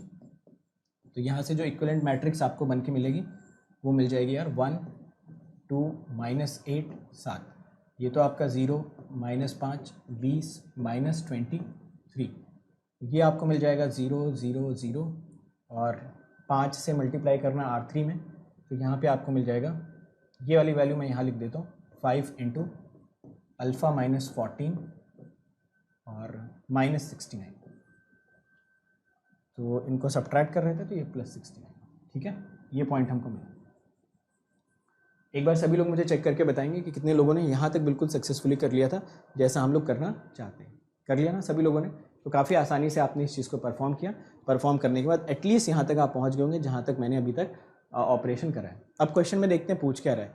क्वेश्चन में पूछ रहा है कि for how many values of alpha does system of equations have infinitely many solutions. तो आपको क्या लगता है कि इनफाइनाइटली मेनी सॉल्यूशंस कब आएगा? इनफाइनाइटली मेनी सॉल्यूशंस तब आएगा जब इसकी रैंक, ये ए वाली रैंक, ये रैंक जो आपको दिख रही है ना, this rank is equal to rank of A B, but उसकी वैल्यू 3 नहीं होनी चाहिए, क्योंकि यहाँ पे नंबर ऑफ वेरिएबल्स आपको कितने दिख रहे हैं? 3। तो हम यहाँ से एक्सपेक्ट करेंगे कि जो रैंक ऑफ ए आए वो रैंक ऑफ ए बी के बराबर तो आना ही चाहिए, बट वो 2 भी आना चाहिए ना, which is obviously less than 3। तो ये चीज़ हम यहाँ से एक्सपेक्ट करें because it is having 3 variables, 1 2 3, तो हम चाहेंगे कि ये रैंक 3 से कम आए। अब रैंक अगर आपको 3 से कम चाहिए तो इसकी रैंक तो वैसे ही 2 दिख रही है ना, नंबर ऑफ 0 रोज ए में आपको दिख ही रहा है कि 1 है, तो इसकी रैंक हमेशा कितनी हो जाएगी? 2, नलिटी कितनी हो जाएगी? 1। बट अगर हमें इसकी रैंक भी 2 चाहिए तो नंबर ऑफ नॉन जीरो रोज अगर हम काउंट करें तो हम यहाँ पे भी एक्सपेक्ट करेंगे ये वैल्यू 0 हो जाए। ये वैल्यू अगर आप चाहते हो 0 हो जाए तो 5 × अल्फ़ा -14 + 69 = 0 जब आप करोगे तो -70 + 1 अल्फ़ा इक्वल टू यहाँ से मिल जाना चाहिए 1/5।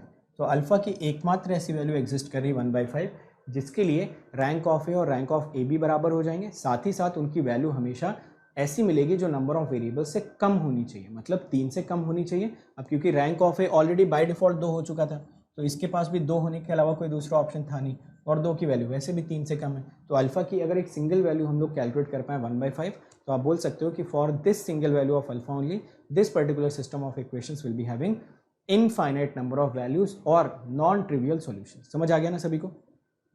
समझ गए? तो कभी कभी ना इसी को नॉन ट्रिवियल सॉल्यूशन भी बोला जाता है। नॉन ट्रिवियल मैंने आपको समझाई दिया, जो हमेशा हमारे साथ होता है लाइफ में, जिसमें कोई खास बात नहीं है। चलो अगला क्वेश्चन। अच्छा, ये भी एक अच्छा क्वेश्चन है, this is also a good question, और ये भी आपको एक बेहतर कॉन्सेप्ट देगा। फटाफट क्वेश्चन देखिए, आंसर बताइए।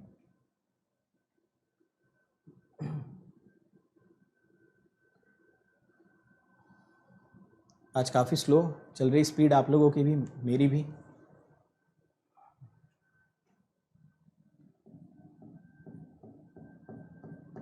स्पीड आज काफ़ी स्लो है ना। ऊपर से देखो, अगर कोई हमारे मन की बात कह देता है तो दिमाग में वो चलता ही रहता है ना। तो किसी ने सोने की बात कर दी तो वैसे ही देखो, सोना तो सबको ही अच्छा लगता है। तो इसीलिए मैं कहता हूँ ना, अपना ध्यान हमेशा स्क्रीन पे रखा करो और अपनी कॉपी पे। कमेंट सेक्शन अगर पढ़ने चले जाओगे तो एक से एक क्रिएटिव लोग होते हैं और बहुत सारे क्रिएटिव कमेंट्स भी देते हैं। आंसर 1 मिनट होने वाला है। चलिए आइए देखते हैं इस क्वेश्चन में क्या बोल रहा है। क्वेश्चन में सबसे पहले तो जो उसने मैट्रिक्स मेंशन किया ए का, वो दे रखा है 3x4 की मैट्रिक्स। ठीक है, मैट्रिक्स 3x4 की है, मतलब ऑब्वियसली ये क्या है, दिस इज नॉन स्क्वायर, मतलब रेक्टेंगुलर मैट्रिक्स। तो ये स्क्वायर मैट्रिक्स नहीं, ये एक रेक्टेंगुलर मैट्रिक्स है जहाँ पे AX equal to B. Question में बोल रहा है कि उसको चाहिए inconsistent system of equations, the highest possible rank of A. ज़रा देखिए यहाँ पे क्या जो ए की रैंक आएगी। पहले तो मैं क्या करता हूँ कि चलो ठीक है, ए आपको मेंशन कर रखा है 3x4, तो आप मुझे बता सकते हो ए इज टू बी कितना हो जाएगा, 3x5। एक कॉलम एक्स्ट्रा ही तो बढ़ेगा। देखो ना, 3x4 है सपोज आपका कोई मैट्रिक्स, ठीक है, ए किंग ऐसा, तो ये है 2x2। इसमें अगर आप बी वाले एलिमेंट्स पे डाल दोगे तो पहले ये 2x2 था, अभी कितना हो गया, 2x3 हो गया।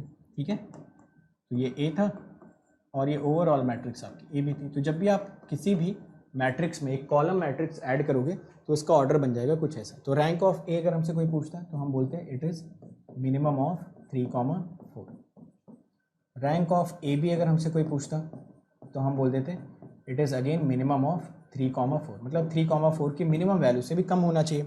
तो पहले वाले इक्वेशन से जो सॉल्यूशन आपको मिलेगा वो मिलेगा rank of A is less than और इक्वल टू 3। यहाँ से अगर आप कैलकुलेट करोगे तो आपको मिलेगा rank of A B is less than और इक्वल टू 3। ठीक है, अब क्वेश्चन में देखो, क्वेश्चन बड़े अच्छे से फ्रेम किया है। क्वेश्चन में बोल रखा है द हाईएस्ट पॉसिबल रैंक, तो ज़रा देखो हाईएस्ट पॉसिबल रैंक ऑफ ए। ठीक है, तो पूछ रहा है ए की अधिक से अधिक कितनी रैंक हो सकती है। तो अधिक से अधिक अगर रैंक आपको कैलकुलेट करनी है तो आप मुझे बताना क्या रैंक ऑफ ए बी की रैंक को 1 मिनट के लिए 3 माना जा सकता है। समझिएगा इस पॉइंट को। तो अगर मैं रैंक ऑफ ए बी को 3 मानता हूँ, इसको अगर मैं 3 मानता हूँ, तो रैंक ऑफ ए के पास ऑप्शन क्या क्या है, एक ही ऑप्शन है, 2। चाहो तो 1 भी कर लो, चाहो तो आप इसको 2 या 1 बोल सकते हो। मान लो अगर मैं रैंक ऑफ ए बी को 2 मानता हूँ, ठीक है, तो रैंक ऑफ ए के पास ऑप्शन क्या बचा, 1 का, है ना। 0 तो हो नहीं सकता क्योंकि ए वाली मैट्रिक्स आपकी नल मैट्रिक्स तो है नहीं, तो रैंक उसकी मिनिमम 1 हो सकती है। अब ये 2 पॉसिबिलिटीज़ बनी। क्वेश्चन में बोल रखा है ए का भी वैल्यू 3 से बराबर या 3 से कम होना चाहिए, ए बी का वैल्यू भी 3 के बराबर या 3 से कम होना चाहिए। बट क्योंकि अगर हमें इनकंसिस्टेंट सिस्टम ऑफ इक्वेशंस चाहिए तो हमारी एक्सपेक्टेशन तो यही रहेगी कि ये दोनों बराबर तो हो ही नहीं सकते। तो अब अगर इसकी और इसकी मदद से आप जज करने की कोशिश करें तो आपको क्या लगता है कि ए की कौन सी मैक्सिमम रैंक हो सकती है जो हम एज आंसर पुट कर सकते हैं। तो सभी लोगों को लग रहा होगा कि 2 ही आंसर पुट कर देना चाहिए, क्योंकि मैक्सिमम की बात कर रहा है, तो हम 1 मिनट के लिए अज्यूम करेंगे कि चलो ठीक है, रैंक ऑफ ए बी 3 है, तो इसके पास 2 या फिर 1 के अलावा होने के अलावा कोई ऑप्शन नहीं बचेगा, उस वजह से भी मैक्सिमम 2 है। बट अगर रैंक ऑफ ए बी 2 हो गया तो उसमें फिर रैंक ऑफ ए को सिर्फ एक सिंगल वैल्यू लेनी पड़ेगी, वो भी कौन सी, 1, ताकि आपका इनकंसिस्टेंट सिस्टम ऑफ इक्वेशंस बन जाए। Are you understanding this point? सभी को आंसर समझ में आ गया ना। तो ऐसे क्वेश्चन भी बहुत पॉपुलर होते हैं। ऐसे क्वेश्चंस कई बार अलग अलग ब्रांचेज में थोड़ा सा लैंग्वेज इधर उधर करके पूछा गया, बट कॉन्सेप्ट आपका सेम ही रहता है जैसे मैंने बताया। तो ऐसे क्वेश्चंस में पहले क्या क्या करो, रैंक ऑफ ए की लिमिट निकाल लो, रैंक ऑफ ए बी की लिमिट निकाल लो, फिर उसके बाद गिवन क्वेश्चन में आप डिफरेंट पॉसिबिलिटीज जनरेट कर लो और एक करेक्ट आंसर टिक कर लो। ठीक है, वैसे ही क्वेश्चन में अगर पूछता what is the minimum possible rank of A, फिर आंसर कितना हो जाता। अगर सेम क्वेश्चन में आपसे पूछता what is the minimum possible rank of A, तो आंसर हो जाता 1, है ना, क्योंकि ए कभी भी नल मैट्रिक्स नहीं हो सकता, तो हमेशा आंसर मिनिमम 1 हो जाएगा उस पर्टिकुलर केस में। चलिए आते हैं अगले क्वेश्चन पे।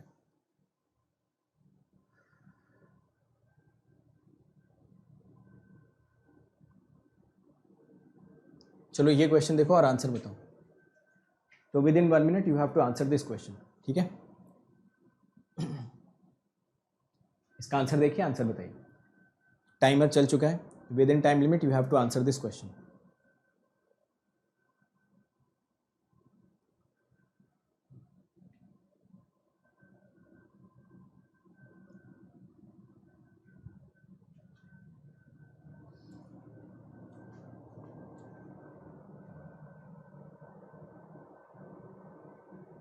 बोलो A option which is absolutely correct, है ना, साफ साफ दिख रहा है। क्वेश्चन में बोल रखा है in the matrix P X equal to Q which of the following is necessary condition for the existence of at least one solution, है ना, मतलब एक सॉल्यूशन इसको चाहिए ही चाहिए for the unknown vector X. तो आप क्या बोलोगे, सॉल्यूशन चाहिए ही चाहिए का मतलब क्या है, कंसिस्टेंट, है ना, सॉल्यूशन चाहिए ही चाहिए का मतलब कंसिस्टेंट। बोल रहा एक सॉल्यूशन दे दो या तो इनफाइनाइट सॉल्यूशंस दे दो, कोई फर्क पड़ने वाला नहीं।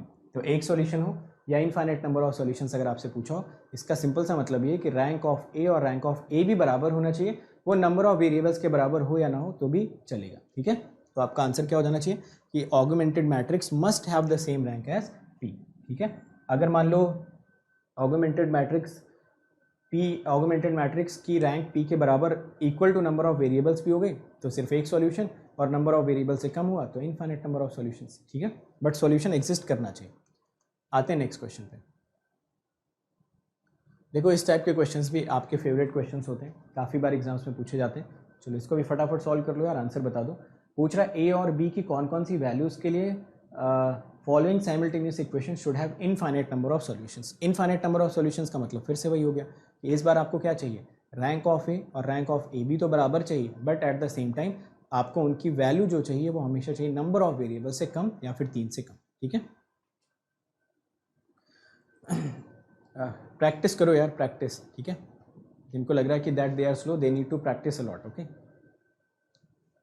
ना। देयर इज नो शॉर्टकट यार, है ना, नो शॉर्टकट।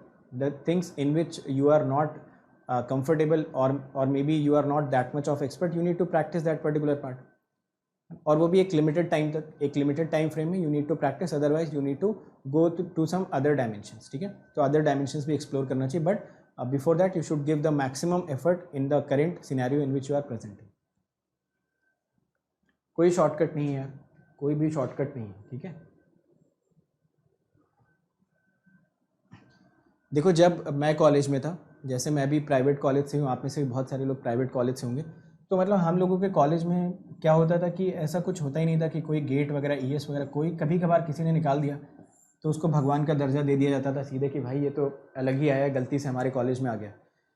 तो हम लोगों को भी उस टाइम पे ऐसा लगता नहीं था कि कोई हमारे बीच से निकाल सकता है ईएस या फिर गेट निकाल सकता है या फिर कुछ ऐसा कर सकता है, ठीक है। तो पहले तो थोड़ा सा बिलीफ सब लोग अपने अंदर लेके आओ कि सारी चीज़ें पॉसिबल होती, provided you are willing to give your maximum possible effort. तो कोई भी एक गोल चूज़ करो, उसमें पूरा का पूरा जी जान लगा दो, उसके बाद भी नहीं होता है तो फिर कोई दूसरा गोल चूज़ कर से किसी अदर स्ट्रीम में जाते हैं, कोई और डायमेंशन एक्सप्लोर करते हैं, ठीक है। तो पहली चीज़ तो ना बिलीफ अपने अंदर थोड़ा सा जगाओ, यार कर सकते हैं चीज़ें, है ना, बट उसके लिए उस लेवल की मेहनत भी करिए आप। तो जैसे जैसे मेहनत करते जाओगे बिलीफ धीरे धीरे रियलिटी में कन्वर्ट होता जाएगा, बट मेहनत तो करना ही पड़ेगा। आइए देखते हैं, for what values of A and be the following simultaneous equations will have infinite number of solution. तो जैसा कि बहुत सारे लोग आंसर दे भी रहे हैं, A is equal to 2, B is equal to 7, बिल्कुल सही बात है, बिल्कुल ठीक बात है, सभी लोग आंसर दे रहे हैं। बिलीफ सिस्टम थोड़ा सा जगाइए अपने अंदर, है ना। आप जितना सोचते हैं उससे ज़्यादा कैपेबल हैं,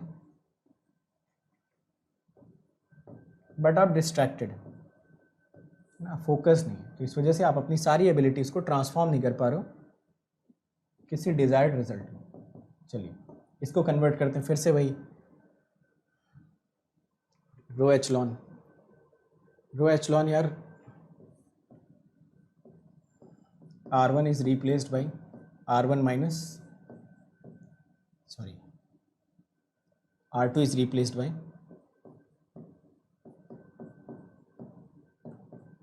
R2 minus R1।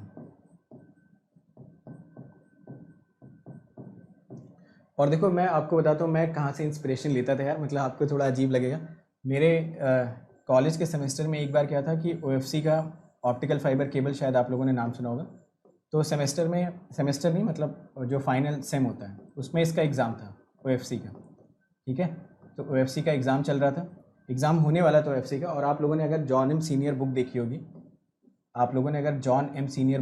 ना, तो बहुत ही मोटी बुक है यार, बहुत मोटी बुक है। और उस एग्ज़ाम के लिए सिर्फ एक दिन का गैप था, मतलब एक दिन मतलब 1.5 दिन मान लो, जैसे आप 2 से 5 एग्ज़ाम दे के आए, वो पूरी रात और अगले दिन की छुट्टी, फिर अगले दिन फिर से एग्ज़ाम था 2 बजे, तो करीबन आप मान सकते हो कि 1.5 दिन का हमारे पास टाइम था। और उससे पहले मैंने OFC का सेशनल वगैरह में थोड़े बहुत इधर उधर से पढ़ के पास हो गए, मतलब ऐसा कॉन्फिडेंस नहीं था कि इसमें नंबर भी ला पाएंगे। तो उन 36 घंटों में मैंने क्या किया, तो पूरी की पूरी किताब पढ़ डाली थी, इतनी मोटी किताब। तो मैं जब कभी कभी तैयारी करता था ईएससी वगैरह की, या मैं कभी कभी थोड़ा सा डिमोटिवेट होता था, तो मैं सोचता था कि यार जब कॉलेज में हम लोग 28 घंटे 30 घंटे में ये पूरी की पूरी किताब सुबह से शाम तक, हालांकि समझ में आना नहीं आना वो अलग की बात है कि कितना समझ में आया था, क्या लिखना था क्या नहीं लिखना था, वो तो एक अलग डायमेंशन है, बट एटलीस्ट एक बार अगर हिम्मत की तो कर तो ले गए ना पूरी की पूरी किताब। तो वही हिम्मत अगर हम लोग डेली बेसिस पे करते जाएं, जो भी हमारे टारगेट्स उनके लिए थोड़ा थोड़ा भी पुश करते जाएं, तो धीरे धीरे वो टारगेट्स ना रियलिस्टिक बनते जाते हैं, मतलब आप उनको अचीव करते जाते हो। आप लोग भी करते होंगे, सेमेस्टर में एग्जाम होते होंगे तो बहुत सारे ऐसे लोग होते हैं जो नहीं पढ़ते पूरे सेमेस्टर में, बट आखिरी दिन पढ़ते हैं, तो पढ़ तो ले जाते हो ना, मतलब आपके अंदर है वो क्षमता, आपके अंदर वो कैपेबिलिटी है ना, बट वही कैपेबिलिटी को थोड़ा सा कंसिस्टेंसी में कन्वर्ट करना है। समझ रहे हो ना? तो जब प्रेशर आपके ऊपर आता है तो क्या कर नहीं दिखाते हो, क्या करके तो दिखाते हो ना, लेके तो आते हो रात में पढ़ के, और सुबह कुछ भी नंबर आए, किसी के 30 आते हैं 60 65 70, बट करते तो है ही एटलीस्ट हम लोग। तो वही जो कैपेबिलिटी ना उसको थोड़ा सा कंसिस्टेंसी में आप लोग कन्वर्ट करिए। चलिए देखते हैं इस क्वेश्चन का सॉल्यूशन निकालते हैं।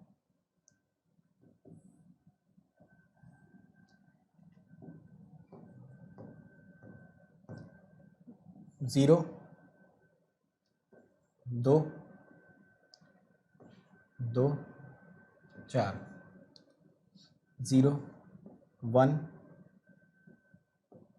A-1 B-5, ठीक है। और कुछ करने की ज़रूरत है इसमें? शायद नहीं। इसको मैं क्या करता हूँ 2 से डिवाइड कर देता हूँ, ठीक है। ये नोट कर लिया होगा जिसको करना होगा, मैं इसको सिंपली 2 से डिवाइड करके लिख देता हूँ 1 1 2, ठीक है। अब उसके बाद इसमें से इसको सब्ट्रैक्ट कर लो, आंसर आ जाएगा अगली लाइन। तो आंसर तो यार आप लोग काफ़ी जल्दी निकाल रहे हो, मतलब रो एचलॉन तो आप मुझसे भी तेज कर रहे हो, तो शायद ये आपका फेवरेट होगा रो एचलॉन। 0 0 A-2 B-7, है ना। अब आपको क्वेश्चन में क्या चाहिए? Infinite number of solutions. तो आप बोलोगे कि रैंक ऑफ ए की value rank of A B के बराबर तो चाहिए, बट ये हमें 3 से कम चाहिए। तो 3 से कम लाने के लिए आपको लास्ट वाली रो को क्या करना पड़ेगा? 0। लास्ट वाली रो को जैसे आप 0 पुट करोगे, यहीं से आपको ए की वैल्यू कितनी दिख जानी चाहिए? 2, और बी की वैल्यू दिख जानी चाहिए 7, है ना। मतलब लीनियर अलजेब्रा में तो आप काफ़ी कंफर्टेबल लग रहे हो मुझे, तो जितने भी लोग यहाँ पे सेशन अटेंड कर रहे हैं तो वो लोग काफ़ी कंफर्टेबल लग रहे हैं लीनियर अलजेब्रा में। चलो ये क्वेश्चन देखिए, this is a good question, ठीक है। तो ये एक अच्छा क्वेश्चन मैं मानूंगा, क्योंकि इस क्वेश्चन में थोड़ा सा आपको थॉट देना पड़ेगा, थोड़ी सी चीज़ें इसमें डिफरेंट है। तो फटाफट देखिए इस क्वेश्चन को, 1 मिनट का टाइम आपके पास है, 1 मिनट में आप आंसर निकालिए, ठीक है। तो 1 मिनट में आंसर निकालो।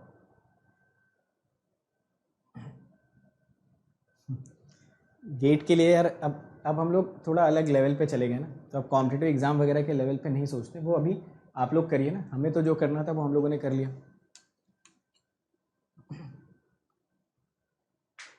ठीक है। तो अब तो हम लोग टीचर बन गए ना यार, टीचर अगर बन चुके हैं इसका मतलब एग्ज़ाम अभी आपको देना है, हमें आपको पढ़ाना है, ओके।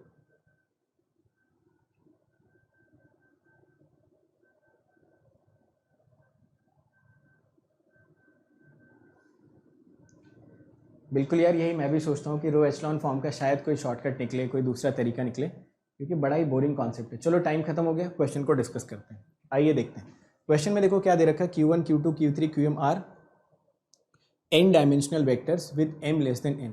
n डायमेंशनल का मतलब देखो यहाँ पे क्या है, मैं आपको समझाता हूँ। n डायमेंशनल का मतलब क्या है कि यहाँ पे m डिफरेंट वेक्टर्स हैं, ठीक है। जैसे मान लो मैं आपको ये लिखता हूँ, ऐसा लिख के समझाता हूँ, 1 2 3 1 2 3, ओके। ये 1 2 4 कर लो, ये देखो, तो ये 2 वेक्टर्स हो गए, बट दोनों वेक्टर की डायमेंशन कितनी है? 3 3, ठीक है। तो ये वेक्टर तो 2 ही हैं, बट हर एक वेक्टर की डायमेंशन कितनी है? 3 डायमेंशन है हर वेक्टर की। तो क्वेश्चन में वही मेंशन कर रखा है कि एक वेक्टर Q1 है, एक वेक्टर Q2 है, एक Q3, एक Q, मतलब ये कितने वेक्टर्स हैं total? These are total m vectors, fine. तो these are total m vectors out of which each vector is having n dimension. समझ आ गया ना सभी को? तो हर एक वेक्टर की डायमेंशन कितनी है? m है हर एक वेक्टर की डायमेंशन, जहां पे वो m की वैल्यू कितनी बोल रहा है? बोल रहा है कि m की वैल्यू हमेशा n से कम होनी चाहिए। फिर क्वेश्चन में बोल रहा है this set of vectors is linearly dependent. तो अगर ये सारे के सारे सेट ऑफ वेक्टर्स, मतलब ऐसा समझ लो कि ये वेक्टर और ये वेक्टर लीनियरली डिपेंडेंट है, तो अगर सारे के सारे set of vectors linearly dependent है, इसका मतलब क्या हो गया? इसका मतलब क्या हो गया? जरा सोच समझ के मुझे आंसर बताएंगे सभी लोग। देखो जरा यहाँ पे मैं आपको समझाता हूँ, ज़रा एक यहाँ से देख लो। मैं क्या करता हूँ, m दे रखा है और n दे रखा है, ठीक है, and obviously m is less than n which is mentioned in the question.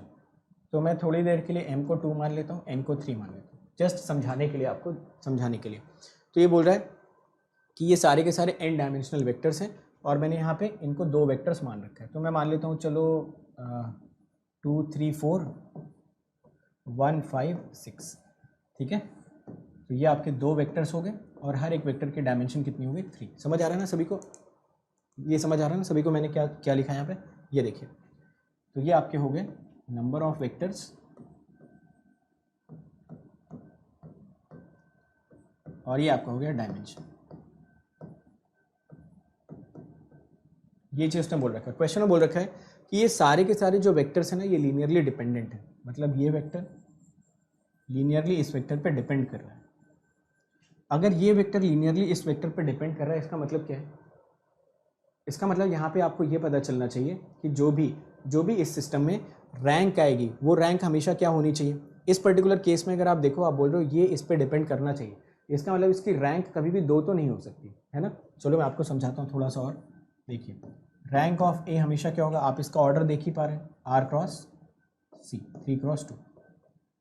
Simple सा क्वेश्चन समझ लो, फिर आपसे ये कभी गलत होगा नहीं। ये हो गया मिनिमम ऑफ 2, 3। तो रैंक ऑफ ए यहाँ से आपको क्या मिला, लेस देन और इक्वल टू मिनिमम ऑफ 2, या फिर मिनिमम तो हमने हटाई दिया, इसको कर लो 2, लेस देन और इक्वल टू 2, ठीक है। ये मिला आपको रैंक 2। अगर आप इसकी रैंक 2 ले लेते, तो आपको क्या पता चलता है यहाँ से, आपको ये पता चलता है कि ये दोनों रोज आपस में कैसे हैं, लीनियरली इंडिपेंडेंट। जैसा कि मैंने पहले ही बताया, रैंक आपका हमेशा क्या बताता है कि कितने नंबर ऑफ रोज या कितने नंबर ऑफ कॉलम्स लीनियरली कैसे हैं, इंडिपेंडेंट है। तो अगर आप यहाँ पे रैंक की बात कर लेते 2, इसका मतलब ये इससे इंडिपेंडेंट होता, जबकि क्वेश्चन में बोल रहा है कि ये दोनों आपस में कैसे हैं, डिपेंडेंट। तो इसकी रैंक क्या हो सकती है, rank should be 1 only. Yes और नो? समझ आ रहा है सभी को ये point? I hope you are getting this point very clearly. Same concept अगर हम लोग यहाँ पे लगाने की कोशिश करें, इन वेक्टर्स को मिला के एक मैट्रिक्स बनाते हैं, ठीक है। सपोज इन वेक्टर्स को मिला के एक मैट्रिक्स हम लोग बनाते हैं QM। ऑब्वियसली इसका ऑर्डर कितना हो जाएगा, हर एक की डायमेंशन n है, तो नंबर ऑफ रोज तो यहाँ पे आपको n मिलेंगे और नंबर ऑफ कॉलम्स मिल जाएंगे n, ठीक। यहाँ पे रैंक ऑफ a कितनी मिल जाएगी, तो रैंक ऑफ a मिल जाएगी लेस देन और equal to minimum of m comma n, या फिर रैंक ऑफ a यहाँ से आपको मिल जाएगा, जैसा क्वेश्चन में मेंशन कर रखा है, m और n में m की वैल्यू कम, तो ये मिलेगा लेस देन और इक्वल टू m, है ना। तो ये मिला लेस देन और इक्वल टू m। बट अगर इसकी रैंक आप m मान लेते, ज़रा ध्यान से सुनिएगा मेरी बात, इसकी रैंक अगर आप m मान लेते तो क्या ये सारे के सारे वेक्टर्स आपस में लीनियरली इंडिपेंडेंट हो जाते या नहीं? तो सारे के सारे वेक्टर्स आपस में कैसे हो जाते हैं, लीनियरली इंडिपेंडेंट। जबकि ये बोल रहा है कि सारे के सारे वेक्टर्स को कैसा होना चाहिए, लीनियरली डिपेंडेंट। इसका मतलब इसकी जो रैंक आनी चाहिए वो m के बराबर तो नहीं आनी चाहिए, हाँ m से कम हो सकती है। समझ आया ना सबको लॉजिकली? तो मैंने इसी चीज़ को समझाने के लिए पहले आपको एक सिंपल सा एग्जांपल दे दिया। अब आप ये एग्जांपल क्योंकि समझ चुके हो तो आप ये जेनेरिक तरीका भी काफ़ी इजीली समझ पा रहे हो। समझ आ गया ना? हाँ, उस पर आते हैं, लेस देन m का ऑप्शन नहीं है, उस पर हम लोग आते हैं। बट पहले कॉन्सेप्ट समझो, क्या कॉन्सेप्ट सभी लोगों को समझ में आए? तो जल्दी से कंफर्म कर दो यार, कितने लोगों को ये कॉन्सेप्ट कंसेप्चुअली समझ में आ गया, इस सवाल में पूछा क्या था और पूछने के बाद हमने उसको आंसर किस तरीके से किया। Everyone is understanding this concept. Option पे भी आते हैं थोड़ी देर में, but as of now you should be understanding these concepts कि अगर इसकी रैंक आप m ले लेते, इसका मतलब ये सारे m वेक्टर्स, पहला दूसरा तीसरा चौथा, ये पांचों, ये पूरे के पूरे m जो वेक्टर्स आपके थे, फिर ये सारे के सारे वेक्टर्स लीनियरली इंडिपेंडेंट हो जाते हैं। इसका मतलब इसकी रैंक m तो आनी नहीं चाहिए, m से कम ही आनी चाहिए। तो इस वजह से इक्वालिटी हटा के मैंने लेस देन m लिखा। चलिए लेस देन m लिखा। अब ऑप्शन में अगर आप चेक करें तो एक ऑप्शन था लेस देन m, एक था बिटवीन m एंड n, एक था ये। तो अब मैं यहाँ से क्या करता हूँ, एक सिंपल सी इनइक्वालिटी लगाता हूँ, ये है लेस देन m। समझिएगा इस पॉइंट को ध्यान से। और आप बोल रहे हो m is already less than m, तो आप मुझे बताइए जो चीज़ m से छोटी है क्या वो n से भी छोटी होगी या नहीं? कोई भी क्वांटिटी जो m से छोटी है वो n से तो छोटी हो ही जाएगी ना। अगर आप बोलोगे 3 जो है वो 10 से छोटा है, तो 2 और 1 भी तो 10 से छोटी होगा। तो ऑप्शन यहाँ पे करेक्ट कौन सा हो गया? ये तो हो नहीं सकता, ये तो हो नहीं सकता। बिटवीन m एंड n का तो कोई सवाल ही पैदा नहीं होता, क्योंकि बिटवीन m एंड n का मतलब आप m से आगे चले गए, which is practically not possible, क्योंकि रैंक ही कितनी बोल रहे हैं यहाँ पे होनी चाहिए आपकी, क्योंकि क्वेश्चन में क्या बोला, हाँ, क्योंकि यहाँ पे रैंक ही क्या होनी चाहिए, लेस देन और इक्वल टू m होना चाहिए। तो ऑप्शंस के बेसिस पे 3 ऑप्शंस अगर रिजेक्ट करोगे तो एक करेक्ट ऑप्शन आपको मिल जाना चाहिए। समझ आ गया? समझ गए ना सभी लोग? तो क्वेश्चन थोड़ा सा ट्रिकी तो था ही ऑब्वियसली, बट अगेन इस वजह से इसको क्लास में इंक्लूड किया है ताकि आप इजीली इसको समझ पाइए, ठीक है।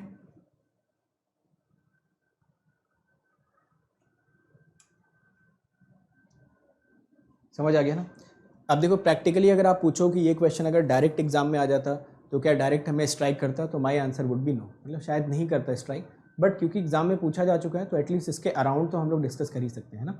बट अगर एग्जाम में बिल्कुल ही अजीबोगरीब टाइप के ऐसे क्वेश्चंस आ जाते हैं जो बिल्कुल लैंग्वेज बेस्ड होते हैं, तो हमें उस पर ज़्यादा टाइम वेस्ट करना भी नहीं चाहिए। हमें क्या करना चाहिए, पहले पूरा पेपर अटेम्प्ट कर लेना चाहिए, लास्ट में आके थोड़ा सा थॉट प्रोसेस देते, अगर स्ट्राइक करता तो करता, नहीं करता तो भी अच्छी बात है। तो एक एवरेज प्रिपरेशन में भी ना आप बहुत अच्छी रैंक लेके आ सकते हो, मतलब 200-250 रैंक लाने के लिए ना बहुत ज़्यादा डीप पढ़ने की ज़रूरत नहीं होती। आप एक एवरेज लेवल की भी प्रिपरेशन करोगे, आप 90% of the previous year questions को भी अच्छे से सॉल्व कर पा रहे हो, then also you can get a very good rank in the GATE examination, है ना। जैसा कि मैंने पहले भी बताया था आपको कि फर्स्ट रैंक का प्रेशर लेके पढ़ाई नहीं करना है, हमेशा पढ़ाई करेंगे रिलैक्सड होकर कि ठीक है 200 रैंक भी आएगी तो भी काम चलेगा, तो भी हम बहुत अच्छा कर पाएंगे लाइफ में, ठीक है। तो लाइफ में अच्छा करने के लिए ऐसा ज़रूरी नहीं है कि आपको टॉप 50 में आना चाहिए, टॉप 100 में आना चाहिए, 200-250 रैंक आएगी तो भी कोई ना कोई IIT मिलेगी, वहाँ के बाद हम क्या करेंगे ये किसी को पता नहीं है, ठीक है।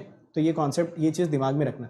तो ऐसे क्वेश्चंस को देख के मेरे कहने का मतलब डिमोरलाइज मत होना, एक आधे क्वेश्चंस ऐसे रहेंगे जो एग्जाम में आपको डिस्टर्ब करेंगे, तो अगर एग्जाम में पहले पूछे जा चुके हैं तो उसके अराउंड आप ज़रूर प्रिपेयर कर लो, अदरवाइज खुद से कोई भी चीज़ मतलब एंटीसिपेट मत करो, ठीक है। जितना पूछा गया है उसी के अराउंड प्रिपरेशन करके जाओ, रिलैक्स माइंड से, आराम से आपकी रैंक आ जाएगी ठीक ठाक।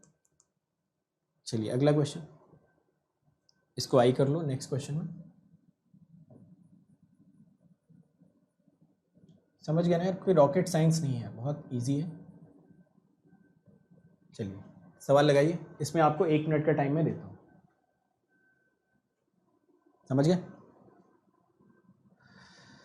एक क्वेश्चन मैं आपको देता हूँ, इसको लगाइए, ये भी सिंपल सा क्वेश्चन, थोड़ा सा ट्रिकी है, जस्ट बहुत थोड़ा सा ट्रिक है इसमें, otherwise you can solve this question.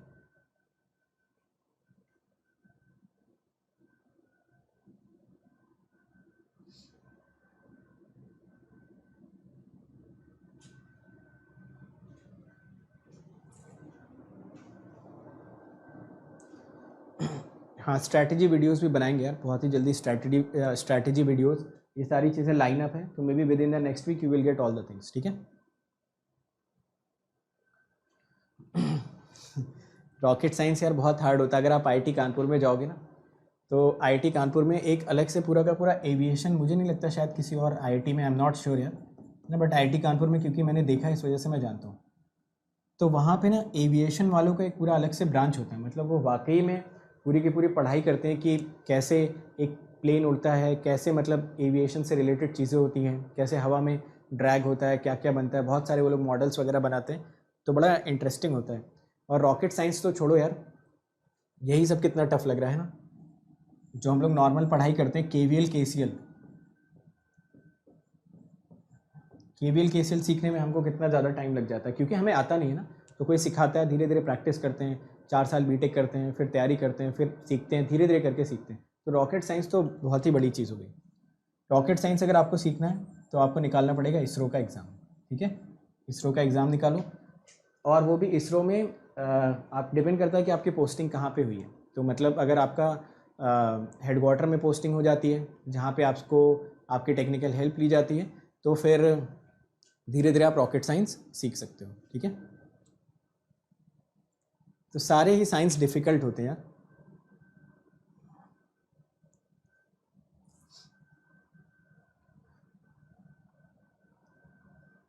चलिए इस क्वेश्चन को देखते हैं। इस क्वेश्चन में आपको दे रखा है A² = I। यहाँ से अगर हम लोग दोनों साइड A इनवर्स से मल्टीप्लाई कर दें तो आपको मिल जाएगा A = A इनवर्स, ठीक है। इसका मतलब A इनवर्स एग्जिस्ट कर रहा है। अगर A इनवर्स एग्जिस्ट करता है इसका मतलब क्या हो गया कि determinant of A is not equal to 0। अगर determinant of A is not equal to 0, what does it mean? It means rank of A is equal to n। Check करिए और बताइए, सभी लोग चेक करेंगे इस पॉइंट को और मुझे बताएंगे। तो क्वेश्चन में A आपका क्या है? n क्रॉस n का मैट्रिक्स। सुनिए इस बात को ध्यान से, if A is n cross n matrix, ठीक है, so what will B A is to Y? X दिया, ए दिया, क्या दिया, ए दिया ना। चलो, तो what will be A is to Y which is augmented matrix, इसका जो ऑर्डर आ जाएगा वो आ जाएगा n क्रॉस 1, ठीक है। तो इसकी रैंक कितनी होगी, this should be minimum of n, n+1, और इसकी रैंक कितनी हो जाएगी,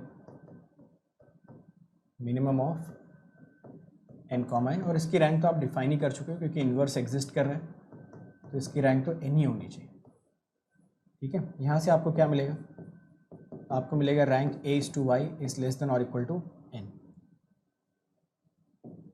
ये चीज़ हमको यहाँ से मिली, चेक कर लीजिए पहले यहाँ तक, फिर हम लोग आगे चलते हैं, ठीक है। तो क्वेश्चन में दे रखा था कि a आपका एक n क्रॉस है, मैं आपके लिए मार्क भी कर देता हूँ जो जो इंपॉर्टेंट डेटा दे रखा है, n cross N real matrix, y के बारे में भी दे रखा है, y is a n dimensional vector, और लीनियर सिस्टम ऑफ इक्वेशंस आपको मेंशन कर रखा है ax इक्वल टू वाई, ये मेंशन कर रखा है आपको, इतना सारा डेटा क्वेश्चन में दे रखा है। तो क्वेश्चन में आपने बोला जो रैंक ऑफ a आना चाहिए वो तो स्ट्रिक्ट है कि हमेशा कितना आना चाहिए, n के बराबर, बट जो rank of a is to Y है वो बोल रहा है n या फिर n से कम भी हो सकता है। तो ऑप्शंस देखते हैं, ऑप्शंस में चेक करिए कि कौन सा पॉसिबल आंसर यहाँ पे आपके लिए करेक्ट हो सकता है, चेक करिए और बताइए। हाँ, इसरो का एग्ज़ाम अलग से होता है, ठीक है, इसरो गेट के थ्रू रिक्रूट नहीं करता, इसरो का अलग से एग्ज़ाम होता है, बीच बीच में होता है। हम लोगों के टाइम पे तो 90 मिनट्स में 90 क्वेश्चंस करने होते थे, मतलब 1.5 घंटे में 90 क्वेश्चन आता था। अभी का फॉर्मेट आई थिंक सेम है, बट मैं थोड़ा 1-2 साल से मैंने पेपर देखे नहीं इसरो के, मेरे ख्याल से 2017 तक तो सेम ही फॉर्मेट था, आई होप अभी भी वो फॉर्मेट सेम है। ज़रा इसको चेक करिए सभी लोग और बताएंगे कि are you comfortable in this part or not, ठीक है। तो सभी लोग इस पार्ट में कंफर्टेबल हैं, ठीक। अब एक बात ज़रा सोच समझ के बताना, सभी लोग एक बात बहुत सोच समझ के मुझे बताएंगे, अगर रैंक ऑफ ए n है तो आपको क्या लगता है कि rank of a is to be क्या होना चाहिए, सोचिए और बताइए। अगर मान लो a की रैंक n डिसाइड हो गई तो उसमें एक कॉलम ऐड होने से आप मुझे बताएंगे उसकी रैंक पे कोई फ़र्क पड़ेगा। अगर कोई आपके पास एक ऑलरेडी मैट्रिक्स है जिसमें नंबर ऑफ नॉन ज़ीरो रोज 3 है और आपने उसमें एक कॉलम डाल दिया, तो क्या उससे नंबर ऑफ नॉन ज़ीरो रोज पे कोई फ़र्क पड़ने वाला है? मैं कहता हूँ उस कॉलम के सारे एलिमेंट जीरो भी डाल दो, मान लो, बताइए।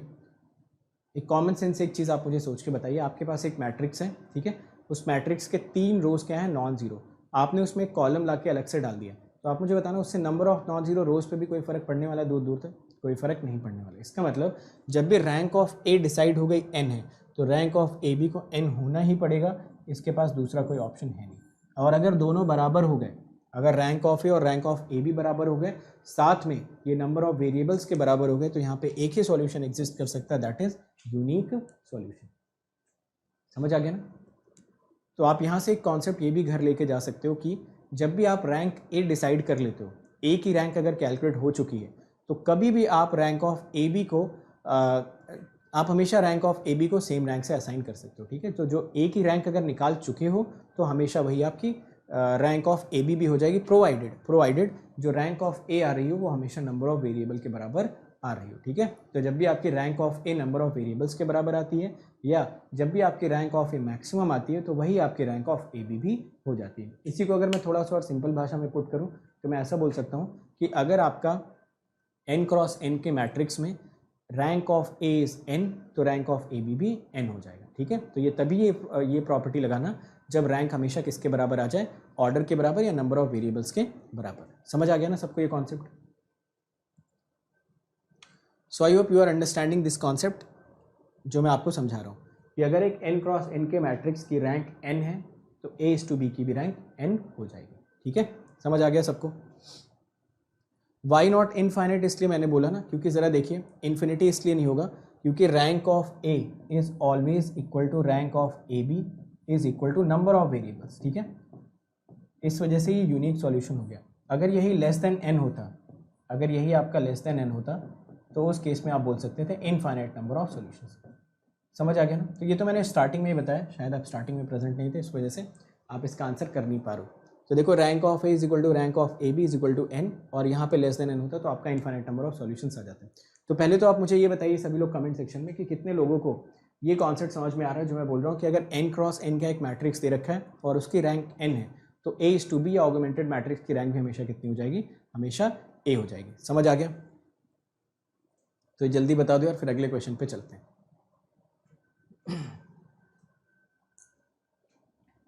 आ गया सबको समझ में? चलो अगले क्वेश्चन पे आइए। नेक्स्ट क्वेश्चन, अगला क्वेश्चन देखिए। अच्छा देखो, ये कॉन्सेप्ट मैं आपको बता चुका हूँ, तो सभी लोग यार फटाफट इसका आंसर बिल्कुल करेक्टली बता दो। ये बोल रहा है rank of 5x6 matrix is 4। 12 बज गया क्या? 12 बज गया ना? चलो जल्दी बताओ यार इसका आंसर।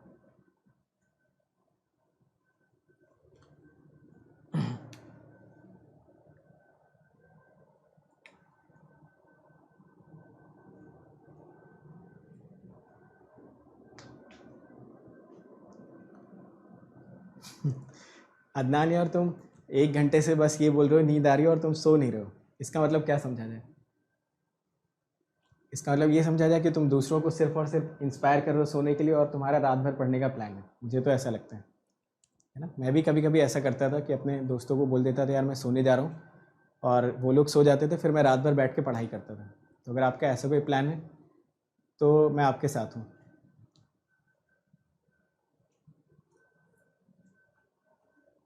ठीक है, चलिए तो चलो देखते हैं इसको। यहाँ पे क्या ऑप्शन हो जाएगा यार? रैंक दे रखा है 4 और यहाँ पे बोल रखा है कि इसका मतलब क्या है। तो मैं आपको पहले ही बता चुका हूँ इसका मतलब क्यू में क्या होंगे, 4 लीनियरली इंडिपेंडेंट कॉलम और 4 लीनियरली इंडिपेंडेंट रोज होंगे। हालांकि इसमें एक छोटा सा पॉइंट ये होता है कि अगर आप कोई एक पर्टिकुलर रो या कोई पर्टिकुलर कॉलम एक बार काउंट कर चुके हो ना, तो फिर दोबारा उसको काउंट मत करना। ठीक है, तो आपका सिंपल सा कॉन्सेप्ट होता है कि जब भी आप रैंक डिफाइन करते हो तो rank is nothing but it represents the number of linearly independent rows and linearly independent columns. ठीक है ना?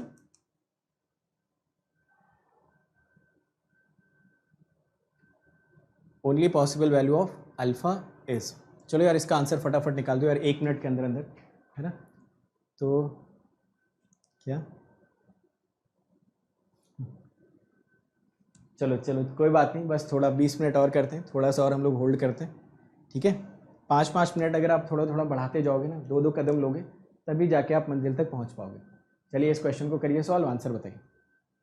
क्वेश्चन में यूनिक सॉल्यूशन बोल रखा है।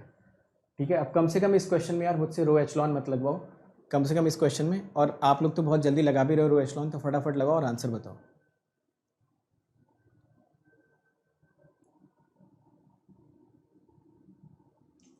तो सभी लोग यार फटाफट लगाइए रो एचलॉन और आंसर बताइए।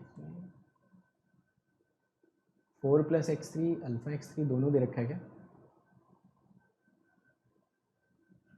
चलो निकालो, अगर नहीं आ रहा होगा तो I think it is miss print है। ठीक है, चलो जल्दी जल्दी करो यार, टाइम वेस्ट मत करो बिल्कुल भी। सॉल्यूशन भी देते रहो, ठीक है, सॉल्यूशन भी देते रहो क्योंकि 2 घंटे की क्लास है। So we need certain motivations, certain incidents in between, ताकि हमारा फ्लो बना रहे और आपको भी थोड़ा बहुत मोटिवेशन मिलता रहे। ठीक है, तो कौन सी बात कब किसको मोटिवेट कर जाए कहा नहीं जा सकता ना। हो सकता है कोई एक बात आपको चुभ जाए जाके, कोई एक मेरी बात आपको ऐसी समझ में आ जाए कि हाँ सर ये तो आपने बता दिया, तो हम अब तो नेक्स्ट लेवल पे जाने वाले हैं अगली क्लास से। तो इस वजह से ये चीज़ें बताना थोड़ा सा ज़रूरी होता है, ताकि अगर किसी को मोटिवेशन लेना हो तो अब कौन किस बात से मोटिवेट हो जाए वी डोंट नो।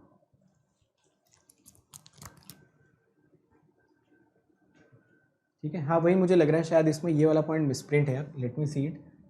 तब तक के लिए आप इसको एज अ होमवर्क ले लो। यहाँ पे मुझे थोड़ा सा कन्फ्यूजन लग रहा है, बट मुझे याद नहीं आ रहा है कि ये वाला डेटा था या नहीं था, है ना? शायद ये दोबारा रिपीट नहीं हो गया हो, चेक कर लो। किसी का ऑप्शन आ रहा है क्या? Anyone has calculated this option? चलो मैं ये क्वेश्चन एक बार क्रॉस चेक कर लूँगा, still you can try this question by your own. चलो ये क्वेश्चन बता दो यार, ये सभी को समझ में आ जाना चाहिए। This is very simple question. यहाँ पे क्वेश्चन में देखिए क्या दे रखा है, अगर आप ध्यान से नोटिस करते हैं डी आ रहा है क्या इसमें किसी का? आई थिंक डी आंसर तो करेक्ट है डी, एक बार आप डेटा भी चेक कर लेना, है ना? इसका आंसर मुझे याद है कि इसका आंसर डी आता था, बट ये डेटा मैं थोड़ा सा भूल रहा हूँ। सो स्टिल चलो इसको एक बार चेक कर लेना। ऐसा भी हम लोगों ने 2-3 क्वेश्चन ऑलरेडी कर लिया। मैं कॉन्सेप्ट बता दे रहा हूँ। यूनिक सॉल्यूशन आने का मतलब क्या है कि आपका रैंक ऑफ ए और रैंक ऑफ ए बी ये आपका आना चाहिए नंबर ऑफ वेरिएबल्स के बराबर, विच इज़ नथिंग बट 3। ठीक है, तो बस ये सिंपल सा कॉन्सेप्ट यहाँ पे लगाना। इसमें देखिए इसमें अगर आप नोटिस करते हैं तो ये ए असल में क्या मेंशन कर रखा है, A is mentioned as 1/2 plus J √3/2। ए स्क्वायर क्या हो जाता है आपको पता है क्या? अगर आप इसका स्क्वायर करोगे तो क्या मिलेगा? तो देखिए ज़रा, ये क्वांटिटी क्या होती है? ओमेगा। तो इसको आप क्या मान सकते हो? Omega square. और जब आप इन दोनों मैट्रिसेस का क्या करोगे, 1 1 1 और इसका ट्रांसपोज लोगे तो आपको मिल जाएगा 1 omega omega square. Cube root of unity आप लोगों ने पढ़ा होगा। तो यहाँ से आपको मिलेगा 1 प्लस ओमेगा स्क्वायर, और इसकी वैल्यू हमेशा कितनी होती है? 0। तो क्योंकि अगर मैं इसको x1 मानूँ, इसको x2 मानूँ, तो x1 और x2 का ट्रांसपोज आपको 0 मिल रहा है, तो ऑब्वियसली ये कैसे हो गए? ऑर्थोगोनल, है ना। अगर आप इनका मैग्नीट्यूड निकालोगे तो इसका मैग्नीट्यूड मिल जाएगा √3। इसका मतलब ये ऑर्थो नॉर्मल नहीं हो सकता। अगर √a² + b² + c² 1 आते तो आप इसको ऑर्थो नॉर्मल भी बोल सकते थे, बट ऑर्थो नॉर्मल क्यों बोले? क्योंकि 1 आ नहीं रहा था, इस वजह से ऑर्थोगोनल बोला इसको। आंसर आपका हो गया बी ऑप्शन, ठीक है। ऑर्थो नॉर्मल मैं बता चुका हूँ यार, फिर से ऑर्थो नॉर्मल सुनना चाहते हो? ऑर्थो नॉर्मल का मतलब होता है कि आपका ये जो इनर प्रोडक्ट आता है, ये चीज़, ठीक है, ये तो डिफरेंट हो गए। अगर तुम सेम का कैलकुलेट करोगे inner product x1 transpose x1 into x1 transpose, ठीक है, अगर ये नॉन ज़ीरो आता है तो ऑर्थोगोनल, और अगर ये 1 आता है तो ऑर्थो नॉर्मल, ठीक है। तो ऑर्थो नॉर्मल का मतलब होता है कि दो डिफरेंट वेक्टर्स का जो इनर प्रोडक्ट आना चाहिए वो 0 आना चाहिए, बट सेम वेक्टर का जो इनर प्रोडक्ट आना चाहिए वो यूनिटी आना चाहिए, ठीक है। चलो अगले क्वेश्चन पे। हाँ, ये देखो, ये बताना, what is dimension of null space? What do you mean by dimension of null space? This represents nothing but nullity, and what is nullity? Number of variables minus rank, ठीक है, हो जाएगा ना। तो जब भी आपसे किसी भी क्वेश्चन में पूछा जाए what is the dimension of null space, तो आप हमेशा वहाँ पे क्या कैलकुलेट करेंगे? गिवन वेक्टर की नलिटी। तो आपको नंबर ऑफ वेरिएबल्स तो दिख ही रहा है 3, बस आपको रैंक निकालने की देर है। और रैंक निकालने के लिए आप चाहो तो इसका डिटर्मिनेंट भी आई थिंक एक कैलकुलेट करके देख सकते हो। डिटर्मिनेंट इसका आ जाएगा 0 1 -1 1 -1 0 आना चाहिए, आई होप इसका डिटर्मिनेंट। और उसके बाद मुझे ये 2 × 2 का एक माइनर दिख जा रहा है which is non zero, so rank is coming out to be 2। तो ये 3 - 2 का आंसर आ जाएगा 1, ठीक है। तो एटलीस्ट देखो यहाँ पे रो एचलॉन नहीं लगाना पड़ा, तो मैं काफ़ी खुश हूँ ये क्वेश्चन देख के, क्योंकि इसका डिटर्मिनेंट मुझे दिख गया 0। जैसे ही मुझे इसका डिटर्मिनेंट 0 दिखा, इमीडिएटली मैं यहाँ से समझ गया कि मैं कोई 2 × 2 का माइनर अगर ढूंढ लूँ विच is non zero, so obviously rank इसकी कितनी हो जाएगी? 2। तो जैसे ही रैंक इसकी 2 हुई, 3 में से 2 को सब्ट्रैक्ट किया, आंसर आ गया अपना 1। समझ आ गया ना। तो ये क्वेश्चन मैंने सिर्फ इसलिए लिया था ताकि आपको ये स्टेटमेंट रिवॉल्व करा सकूँ, what is the dimension of null space? The dimension of null space is nothing but the nullity of the given matrix, ठीक है।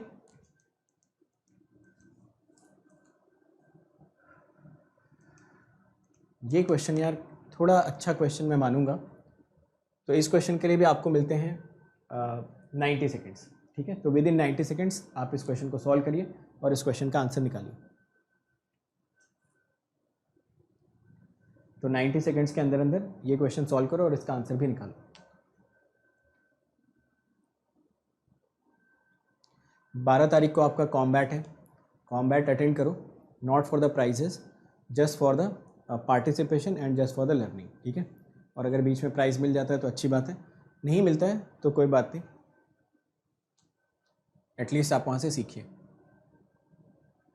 और देखो ऐसे बहुत सारे एग्जाम्पल्स होते हैं ना जहाँ पे मतलब मैंने खुद देखा है कि टेस्ट सीरीज़ में बहुत सारे ऐसे स्टूडेंट होते हैं जिनकी किसी की 500 रैंक आ रही है, किसी की 1000 आ रही है, किसी की और भी ख़राब रैंक आ रही है, और मेन एग्जाम में उनकी 200 के अंदर रैंक आई। तो test series does not define the exact preparation, but ये भी आप नहीं बोल सकते कि आप टेस्ट दो ही मत, है ना। टेस्ट दो, वहाँ से सीखो, इंप्रूव करो, क्या पता वही इंप्रूवमेंट गेट में काम आ जाए, ठीक है। चलिए देखिए इस क्वेश्चन को सॉल्व करते हैं। जब आप ये क्वेश्चन सॉल्व करने जाओगे तो आपको मिलेगा 1 2 2, ये मिल जाएगा 5 1 3, यहाँ पे आपको मिल गया B1 और ये मिल गया B2, ठीक है, समझ गए। तो ये ये सिस्टम ऑफ इक्वेशंस आपको मेंशन कर रखा था, पूछ रहा था विच of the following is true regarding it's solutions. आइए देखते हैं। सबसे पहली चीज़ तो अगर यहाँ पे बात करी जाए तो जो B1 B2 के बारे में कुछ मेंशन है, 0 है, नॉन ज़ीरो है, ऐसा कुछ मेंशन नहीं, 0 0 कुछ नहीं दिया, 0 नॉन ज़ीरो। चलो रो एचलॉन में कन्वर्ट करने की कोशिश करते हैं। तो जब आप इसको रो एचलॉन में कन्वर्ट करोगे तो इसी को बस 0 बनाने की देर है, ये रो एचलॉन में कन्वर्ट हो जाएगा 2 to B1। तो मैं क्या करता हूँ, ऊपर वाले में 5 मल्टीप्लाई करके इसको सब्ट्रैक्ट कर देता हूँ। तो सिंपली मैं ये लगा देता हूँ, R2 is replaced by R2 minus 5R1, ठीक है ना। तो ये हो गया 0, यहाँ पे मल्टीप्लाई किया तो ये हो गया आपका -9, ये हो गया -7 और ये हो गया आपका B2 minus 5B1 B2 minus 5B1। अब रैंक ऑफ ए भी मुझे यहाँ पे कितनी दिख रही है, रैंक ऑफ ए मुझे दिख रही है यहाँ पे 2, which is rank of A B, ठीक है। ये चीज़ तो मुझे यहाँ पे दिख रही है कि rank of A and rank of A B is always equal to 2। इसका मतलब अगर इन दोनों की रैंक बराबर आ गई तो सॉल्यूशन तो एग्जिस्ट कर ही जाएगा, है ना। सॉल्यूशन तो हमेशा एग्जिस्ट कर जाएगा। मान लो मैं मान भी लेता हूँ कि चलो ये B1 0 हो गया, मैं मान लेता हूँ ये B1 0 हो गया और B2 भी 0 मान लेता हूँ मैं, तब भी मेरे ख्याल से आपका रो एचलॉन पे तो कोई फ़र्क पड़ नहीं रहा है। तो अगर मैं B1 और B2 को क्या मान लूँ, 0, even if these two are 0 और नॉन ज़ीरो, है ना। पॉजिटिव नेगेटिव तो बहुत दूर की बात है, मैंने 0 नॉन ज़ीरो ही ले लिया। तो B1 B2 दूर दूर तक कोई भी फ़र्क नहीं डाल पा रहे हैं इसके सॉल्यूशंस पे, मतलब इनका सॉल्यूशन तो हमेशा एग्जिस्ट कर ही जाएगा। तो देखते हैं ऑप्शंस में क्या क्या दे रखा है। The systems has a unique solution, जो कि बिल्कुल गलत बात है क्योंकि नंबर ऑफ वेरिएबल्स यहाँ पे कितने 3, तो ये हमेशा 3 से कम है, तो यूनिक सॉल्यूशन तो एग्जिस्ट करेगा ही नहीं। एग्जिस्ट ज़रूर करेगा but infinite number of solution exist करेगा for any given value of B1 B2। बाकी दोनों ऑप्शन गलत है। समझ आ गया ना ये क्वेश्चन सभी लोगों को कि डायरेक्टली कैसे करना है।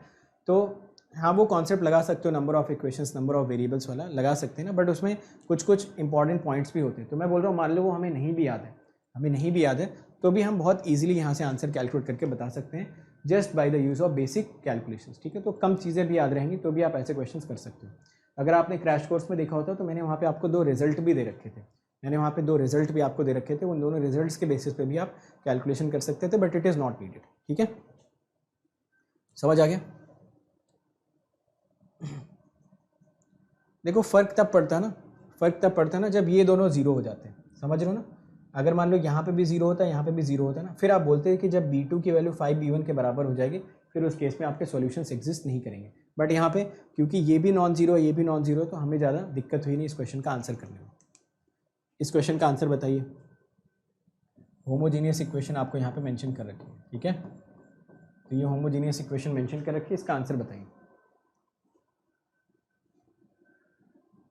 नंबर ऑफ इंडिपेंडेंट सॉल्यूशंस, मतलब क्या जानना चाहता है, नलिटी, मतलब आंसर क्या हो जाएगा n-r, है। तो पूछ रहा है कितने नंबर ऑफ इंडिपेंडेंट सॉल्यूशंस आएंगे, तो ऑब्वियसली ये क्या जानना चाहता है, नलिटी के बारे में इंफॉर्मेशन आपसे लेना चाहता है। तो नलिटी के बारे में अगर इंफॉर्मेशन दोगे इसको तो आंसर आपको मिल जाएगा n-r।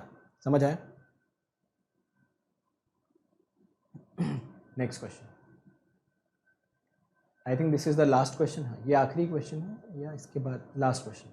तो लास्ट क्वेश्चन का यार आंसर सही से निकाल के जाना ताकि तुम भी चैन से सो पाओ और मैं भी। तो लास्ट क्वेश्चन है, ज़रा ट्राई करिए इस क्वेश्चन को, आंसर निकालिए। समय मिलता है आपको 2 मिनट का, तो 2 मिनट के अंदर अंदर आपको ये क्वेश्चन सॉल्व करना है, सॉल्व करके इसका आंसर निकालना। और इसी के साथ आपका ख़त्म हो जाएगा लीनियर अलजेब्रा। उसके बाद कल की क्लास 9:30 बजे से आपकी स्टार्ट होगी, तो टाइम याद कर लेना, 3 घंटे के अंदर अंदर पूरा कैलकुलस फिनिश करना है। विल एम की 180 मिनट्स में will try to cover not less than 90 questions. So we'll try to cover 90 questions in 180 minutes, including all the possible questions of the calculus, important questions of the calculus, ठीक है। चलो 2 minute का समय मिलता है आपको, 2 minute के अंदर अंदर इस क्वेश्चन को सॉल्व करके आंसर बता दो यार क्या आना चाहिए। PQR QRP RP Q, एक तो मुझे साफ साफ दिख रहा है और मेरे ख्याल से एक से ही आंसर भी आ जा रहा है। नॉन ट्रिवियल सॉल्यूशन पूछा है। नॉन ट्रिवियल का मतलब क्या हो गया, जो हमारे साथ डेली होता है ना, जो हमारे साथ डेली घटनाएं होती हैं वही होता है नॉन ट्रिवियल। जो कभी कभार होती हैं वो होती है ट्रिवियल घटनाएं।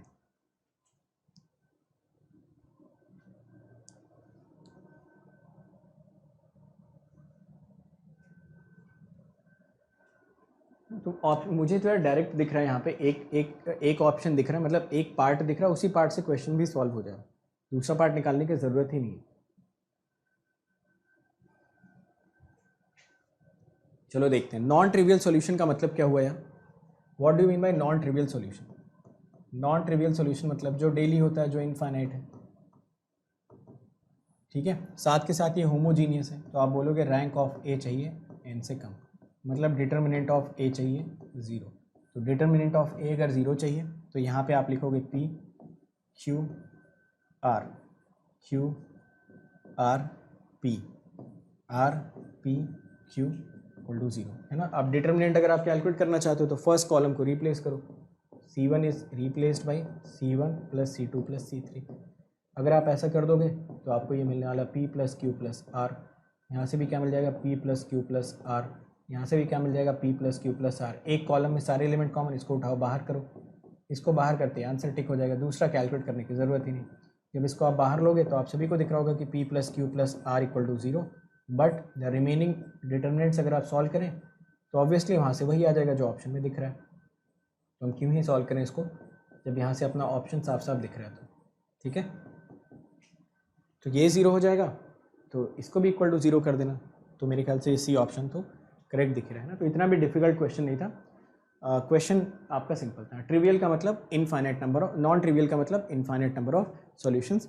वो जो चीज़ें डेली होती हैं या जो चीज़ें इंपॉर्टेंट नहीं है, those are called as non trivial और which exist larger in number. It's time to experience something glorious. Unacademy Combat. Compete, crack, conquer. A challenging gate contest engineered to give you an experience like none other. Where you put your knowledge to test and battle it out with the best. To bring out the best in you, Unacademy Combat is the most competitive, gamified contest for GATE till date, with the best of the questions by best educators. with detailed video solutions from top educators right after each contest. Combat live with peers to get real-time rankings and win big. Participate in every contest to improve your ratings. Challenging contests every fortnight or alternate Sunday. Live ranking after every question. Big rewards for top rankers. Your passion to crack GATE deserves this. Your hard work towards your dream deserves this. Fuel your inner fire for the ultimate GATE challenge. Unacademy Combat. Register now.